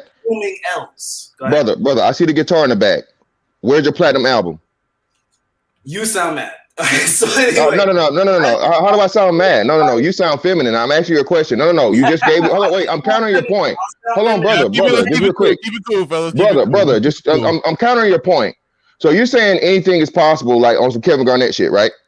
No, are you a musician, or do you just do it recreation? Hold up, brother. Just hear me out. I'm trying to. One at a time. Bro. Let's go one at a time. Let him. Yeah. Go ahead, fantastic. What I said was I don't fuck with assuming an L. I don't live life based off. Well, again, I'm asking you some things for context, brother. The vast minority of people are successful in life, so I don't even understand the relationship between looking at the majority and planning a destiny. Okay, but again, brother. So this is what smart people do. Let me tell you what smart, brother. You don't let me talk or what? You gotta let him. You don't let me talk or what? This is what smart people do, bro. This is what smart people do. Damn, this nigga still talking. There you go. This is what smart niggas do, bro. This is what smart niggas do. Smart niggas. Wait, okay, all right. Enough of that. Hold on, let me move both of y'all. We gotta go one at a time. When Fantastic talking, you can't just jump in and heckle him while he talking. That ain't. Yeah, but no, why you mute me? I'm not cutting him off, bro. No. I wanted to mute both of y'all just so I can make sure that I made that very clear. It wouldn't. No, you gotta mute Fantastic. You got it right now. Okay, well, this is what I'm saying. Again, bro. Smart people don't do things that are going to fail. Okay, if I told you had a 70% chance to step out of your house and die today, are you going to go outside? Okay. If I said every Wednesday, the chances of you dying increases by 70%, would you stay in the house on Wednesdays or would you roll the dice? A dumb motherfucker would try to hit it with some bravado and, alpha in their way through. Oh, I'm a real nigga. I'm this, I'm that. And then the numbers would say probably within 3 Wednesdays, you'd be dead. Okay. While all the smart motherfuckers say, okay, well, damn, nigga, on Wednesday, they killing niggas 70% times the rate. So I'm going to stay my dumb ass in the house. Let these other niggas, these brave, these bold, these real niggas, these street niggas, whoever, go out there and take the motherfucking chances and get their motherfucking head blown off. So again, anybody, yeah, you're blessed for now, brother. Good luck. More power to you. Okay. But the numbers say, and this transcends race, this transcends status, they say finances, all these things, bro. If you are talking about getting married in 2021, you're sending fucking men of any race into a burning building. It's all good for everybody, bro. I was married for 10 years, just like you, nigga, defying all the odds, even more odds, because you know what? I'm in the military and I'm older than you. So again, it's all good, nigga, when everybody's winning until what? Reality hits. Bernard Riley, same way. Somebody that was married, young age, 19 years old. So again, this is what I'm telling you. Then you can't use, you're being disingenuous because you're using the context of your great grandparents or your grandparents who are from a totally different generation. And a lot of people don't even understand the only reason why the marriage numbers are as good as they are is because of the silent generation and Generation X. Once those people die out, bro, marriage is done. Thank you. Thank you. So again, you're up here trying to sound brave and bold and all this shit with your Jerry curl, but brother, you just on some alpha shit. You're it's nothing what you're saying is of any help. It's just a whole bunch of bullshit, bro. All right, go ahead, Truth. You got it. Well, I want to say this real quick as far as the marriage is tricking thing. One thing worth averaging into the equation on that one is 38% of women in marriages make more than a husband, and most women work while married. So it ain't tricking in the sense that you completely, for most marriages, the guy ain't just completely footing the bill for the woman's life. That ain't even how it is nowadays. I throw that out there when it comes to the whole marriage is tricking thing. Most women of all races, they work while married. So there's that. But go ahead, Truth. So he said a lot. I'm trying to remember all the things I want to reply to. Off top, the doing the impossible. So just to clarify, I wasn't even upset until niggas started talking about, where's your platinum album at? I'm like, what the fuck? Like, and then has the audacity to go on to say, stick it to the points. Yeah, because a guitar is relevant when discussing marriage rates. Now you were talking shit, then I talked shit, then you acted like a little punk about it. But anyway, so as far as what you said about, look at the failure rate. 97% of YouTubers who are active creators do not profit more than 1/3 of minimum wage. So shut the channel down, Bernard.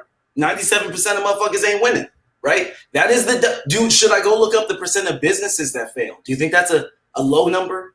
Or do you think it's above 70%? You know you're wrong. That's why I'm upset. Because you know what you said is just not, you even said smart people don't go out of their way to do things that have high failure rates. You mean like apply to Ivy League schools, bud? Yeah, you're dumb. Sorry to be the one to tell you you're actually really stupid. That was a really dumb fucking. All right, don't. No, let him keep going, Bernard. Let him keep going. Let him get all his light skin energy out. This is the only time that he's aggressive. This is the only time he's really aggressive in real life. So let him get the light skin anger out. Go ahead, brother. Go ahead, get it all out. Anyway, arrogance needs to be shamed, right? Like, I'm cool with ideas, but when niggas know they right and their logic is ridiculous, that's when I'm pressed. It's like literally your logic defeats itself. You said smart people don't take high risks. That's the opposite of what. That's not what I said. I said things that are guaranteed to fail or have a higher risk to fail, bro. Again, I use that analogy for a very simple reason, nigga. If there's one day out of the week where or one thing where you're definitely fucking versus every other day, I made it as simple for you as possible. I let you interject. Now let me continue. I can reply to what you just said. You said, they don't do things high risk of failure. Okay, if I go, just to prove this nigga wrong. Success rate, new business. Like, why do I have to do this? 15%. Would you come on? Like, having a high IQ makes you more likely to take risks because you will be the minority that succeeds while the majority with lower IQs fail. A dumb person wouldn't know that. So I'm just like, I don't want to be a dick to you, but like you're doing it to yourself. Well, your analogy, hold on, real quick. People shouldn't get into relationships because the probability of failure is high. Say that. Don't start talking. I said marriages. If you're gonna say what I said, bro, say what I said. Don't again. You're the dummy now because now you're changing up my words. I said marriage. Your analogy about hold on, bro. I do want to say this. Your analogy about the chance of getting into Princeton being small is not small. if you're one of the people that are smart enough to Thank get you, in there. genius. It's like certain things. That's why, and hold on, and Bernard. On top of that, the minority of people apply to those schools. So again, you're the fucking dummy that's proving my point. Only so many fucking people can even apply that qualify to apply for that small amount of fucking schools. That's why they're what they are. They're elite level. So again, dummy, and then you even misunderstood what I said because you was in your feelings. I asked you about the guitar, and I was trying to give you all the other context. I was asking you, were you doing it recreationally or were you doing it professionally? That's what it was. It was a jab, it was a joke, but it wasn't on some serious shit. But you got in your feelings, and you didn't answer my question. I asked you that because again, just like plenty of things, you're still pursuing. If you are pursuing it professionally in the music thing, you're doing it. But I was going, are you successful? No, you're not. I'm not. You're arguing against what I'm saying. I'm not saying don't try it all. I'm not one of these black pill niggas. But again, when something is definitely for you not to, you're the nigga that tells the black boy, hey man, you're going to be the next LeBron James. You're going to be the next motherfucking what's the name? Just do that. Just do that. Just do that. That is failure, bro. You're setting black men and any man up for failure when you're telling him to do something that is going to be highly, highly unlikely. Does that mean he shouldn't try it all? No, I'm not saying that. But he should have a contingency, several of them. So if he does not succeed at that, then he has something to fall on. Are you gonna shut the fuck up? You still going? Hey, dude. Yeah. See. Well, hold up. Let me I promise you, this nigga never in his life would yell like to be that in person. Know each other? Y'all got any history? No, he's some prince nigga. All right, am I tripping to say that he kind of went from 0 to 100 real quick? Yeah, he's not like that in real life. The nigga got an acoustic guitar in the background. Stop it. Yeah, I don't know who that guy is or whatever. Yeah, it's like I know the energy. Yeah, I mean, I know the energy though. I know where he's coming from. And he's driven. See, when you're driven like that, but see, fantastic, we probably disagree. Failure is a part of success. And you got a lot of small businesses. They probably on their fourth business, they failed 3 times, and then the fourth one takes off. Again, listen, Platinum, this is what I say, Platinum, and people are being disingenuous when they say that, bro. Listen, shout out to 00 in the chat. This hope shit, bro, stop it. Listen. Once you fail so many times, you don't just keep at doing it. The majority of people that try again die broke, miserable, and fucking like insane, bro. That's the truth of it. That's why, and seeing this is why you count. This shit is so simple. Hold on, wait. This shit is so simple. Well, a motherfucker try to say somebody else is stupid. Even those people that keep trying. What are they? They're the vast minority. Even the best of the best, the smartest of the smartest, again, are not gonna cut it in most shit. That's why there's only one Elon Musk. That's why there's only one fucking Jeff Bezos. Okay, it's not a whole bunch of them fucking running around. That's why fucking 1%. Yeah, fantastic. You're not saying that people shouldn't try to exactly start a business. But bro, but like I said, bro, you're going chasing the fucking the shit that's highly unlikely to succeed, bro. That's just bad advice. Why would you do that? If you care about somebody, why would you tell, hey, 5-year-old, go lift that car over there? You can do it. Go lift up that fucking F-150. You can do it. Yes. Yes, possibly. Eventually you can do it, but why would you set him up for failure to do that when there's so many other things he could be improving on that's realistically he could accomplish? That's all I'm saying. Okay. That part I agree with, but as far as failure, like I said, that's a part of success. Now you said 0 and hope. That's fine. He doesn't have to have. Hey, increase your volume if you can, Platinum. Huh? I'm too low. Yeah, you kind of low. Okay, here we go. Can you hear me now? Yeah, you're better now. Okay, so look, as far as 0 and failure, that's fine. And I follow the philosophy about just blind hope. But you got to understand how many businesses, how many successes that this country has seen because of just blind, naked hope, even against odds. Now, this young man right here, I don't know who this guy, you call him Prince. I know where he's coming from. I know his energy. He's driven. And when you're driven, you don't believe in failure, and you're not going to let negativity come into your space. You just can't accept it. So I'm saying that's just how you have to be. And sometimes it's delusional. And that goes back to Mr. Black Pill up and Mr. Incel. Your success has to be delusional, brother. Even if you catching L's from these bitches, you still got to stay in the game. backing out, listening to these basement dwellers that ran off the channel, that you don't want to listen to those guys. Those guys are losers. And they're going to give you every reason. I'm 6'6", but you're a failure. You're a 6'6" failure with a bunch of reasons why you're a failure. You got to stay in the game. You got to stay in the paint. Fantastic. You know what I'm saying? You got to stay in the paint. Well, that's what I'm saying. I know this, Platinum. So this is my confusion, bro. I know about drive. I know about being driven. I know about confidence. I know about all of that shit. I know about being your only motherfucker that believe in you. I understand it. But even in that, bro, there's smart things to approach and to do. There's just certain things you don't do. Like, nigga, I don't give a fuck how much I think I can fight. I'm not finna go up and slap John Jones. Nigga, that's what I'm saying. If you do that, you're going to die. Okay, if you go up and you motherfucking poke the fucking bear in the eye, nigga, it's a chance of you surviving, but chances say you're going to die.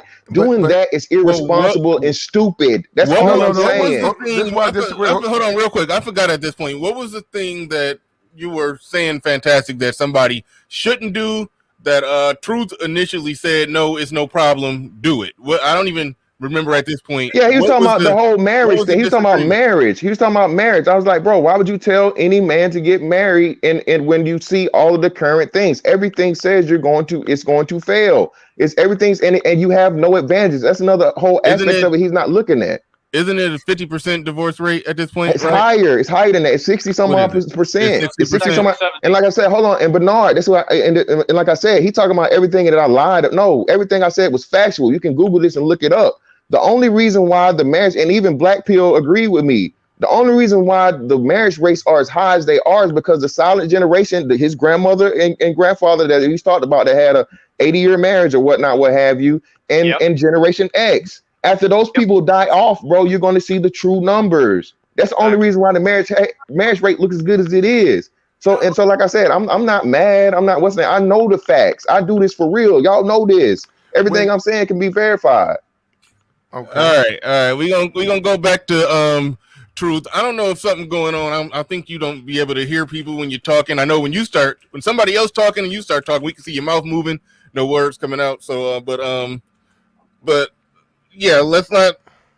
I cut that out of the show where people just come up and just start cussing people out when they over disagreements. I don't know what happened, what was said that made you go to 0 to 100 real quick. I think we probably did like 13 too many light-skinned soul glow jokes. I don't know, but you that's what it is. Dark-skinned nigga giving them these jokes. That's all it is. You went from 0 to 100 real quick, but so yeah, let's tone that down. So I think we're getting at the core of whatever the disagreement is. It's off subject, but go ahead. And shout out to Zero for that super chat. That was funny as shit. But great shit, Zero. That's funny as fuck.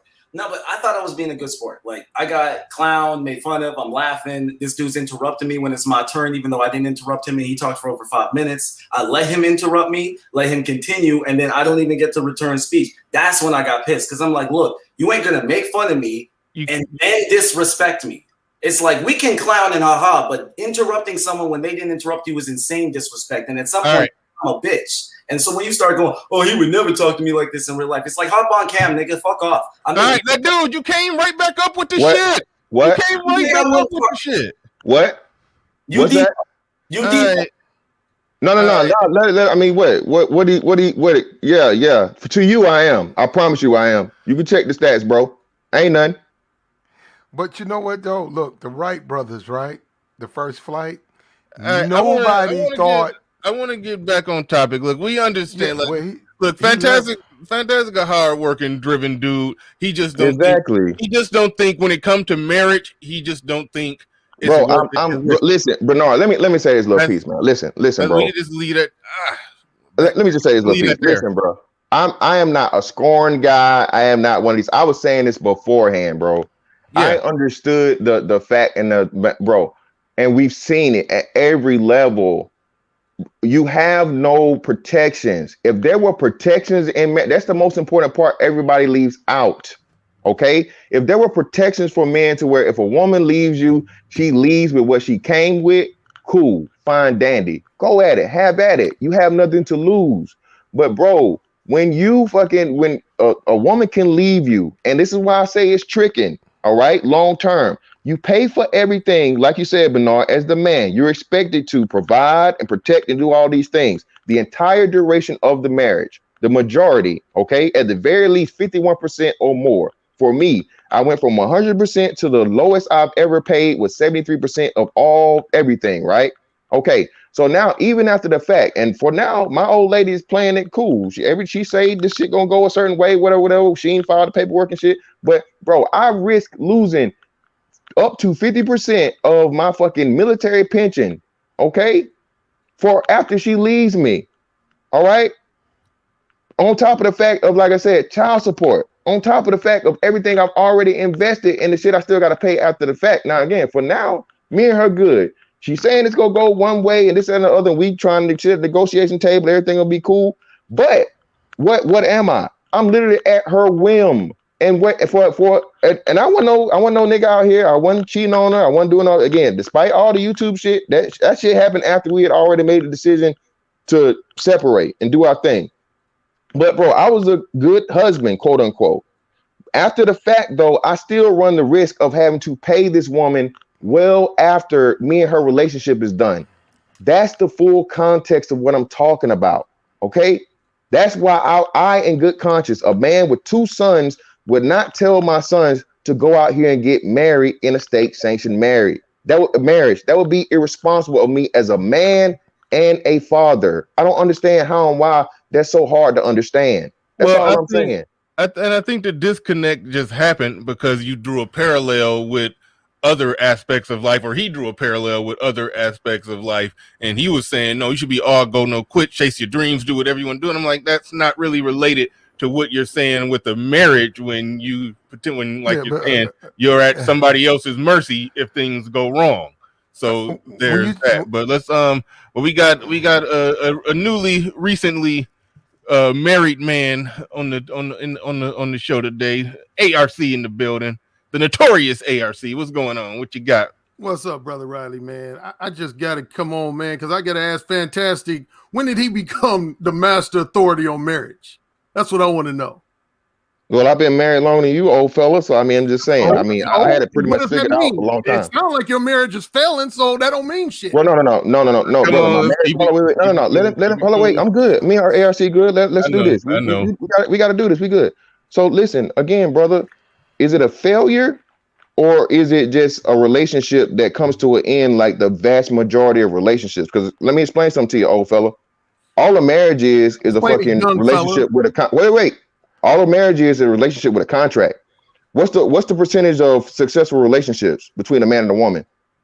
When you look at all of them, less than 1%. When you look at when you look at see, and this is what I was talking about, the nigga that thought he was smart, the young light-skinned nigga that thought he was smart, the majority of relationships are failures. So okay, you're the young dark-skinned nigga that think you smart? Oh, and I think I know, and I improved it. You know? What backs that up? 1,000%. Smart, young, dark-skinned nigga. What backs that up?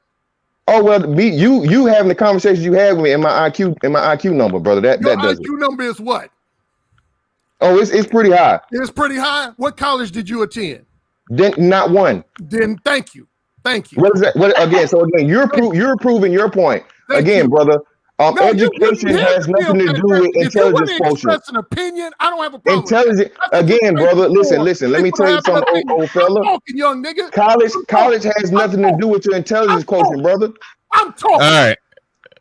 Let's go. You can express your opinion anytime you want to, but the bad habit with a lot of these brothers in this space is they express opinions as if they're gospel objective facts, and they're not. And that's why I sound fucking triggered. I'm tired of niggas getting on these panels expressing their random opinions as if they're facts. You can express your opinion that marriage is a risky thing destined for failure. Nobody can argue with that. And then, yes, there are some statistics that would substantiate that. But the fact of the matter is, I got friends and frat brothers that have been married for 20, 25, 30 years. Ain't never complained once about marriage. What's the percentage? What's the percentage? I got over 50% of my friends. My brother been married for 12 years, ain't complained once. Not once. Okay. So you're telling me 50% of the men you know have for successful marriages. You're capping. Over 50% of the men I'm close to. You're capping. You're capping. Successful marriages. Yes. You're capping. I'm not capping. You're lying. I'm not lying. You're Why lying. do I need to fucking lie about that shit? You're lying. Why do I need to fucking lie about that shit? Bro, you got two niggas on the panel right now that you know. Class, upper middle class people generally. So again, the nigga that spent his whole life bragging about not being married finally gets married, and now he's a fucking marriage expert. He's pro-marriage. I am a marriage expert. I never said that. I didn't say expert. I said pro-marriage. So you up here banging the drum for marriage. No. Have you even hit a year yet, old nigga? Have you hit a year yet? Young nigga. Have you hit you called me a nigga first. So that's what I'm saying. So we both niggas. You just a lighter nigga. So I'm gonna ask you again. Old nigga, have you hit a year yet? What? Have you hit a year yet? No. Oh, you haven't even hit a year yet. So you up here a nigga that wait until he was a fucking senior citizen, get up here and try to motherfucking argue with me about motherfucking marriage, nigga. And you ain't been married for a fucking year. Shut your old ass the fuck up, nigga. Shut your old dumb ass the fuck up, nigga. Shut your old dumb ass the fuck up. You don't get no motherfucking authority, nigga. I got more seniority than you. To me? Don't shit, nigga. I don't say that shit to your face. All right. Oh, bro. We passed the 3-hour mark. This is normally the part where I normally wrap it up anyway. So we was already about to shut it on down. I'd like to formally thank the special guest today. We got off topic, and that's cool. We do that all the time over here. It's all good, man. Can I speak to the incel though, real quick though, Bernie? You want to. Yeah. I'll let you. That'll be the last words. You can go ahead because you can go ahead and give them some advice. Look, bro. Real quick. Fun fact: 100% of divorces are caused by marriage. Zero dropped some other amazing super chats I didn't get to read. Divorce statistics are different for different demographics. Check your demographics, not your overall rate. Thank you for the super chat, Jessica X. All right, go ahead, Platt. Yeah, don't listen to a lot of these washed out loser men, and I'm not even gonna put an age on it. A lot of these dudes don't like competition. True. That's true. And they failed.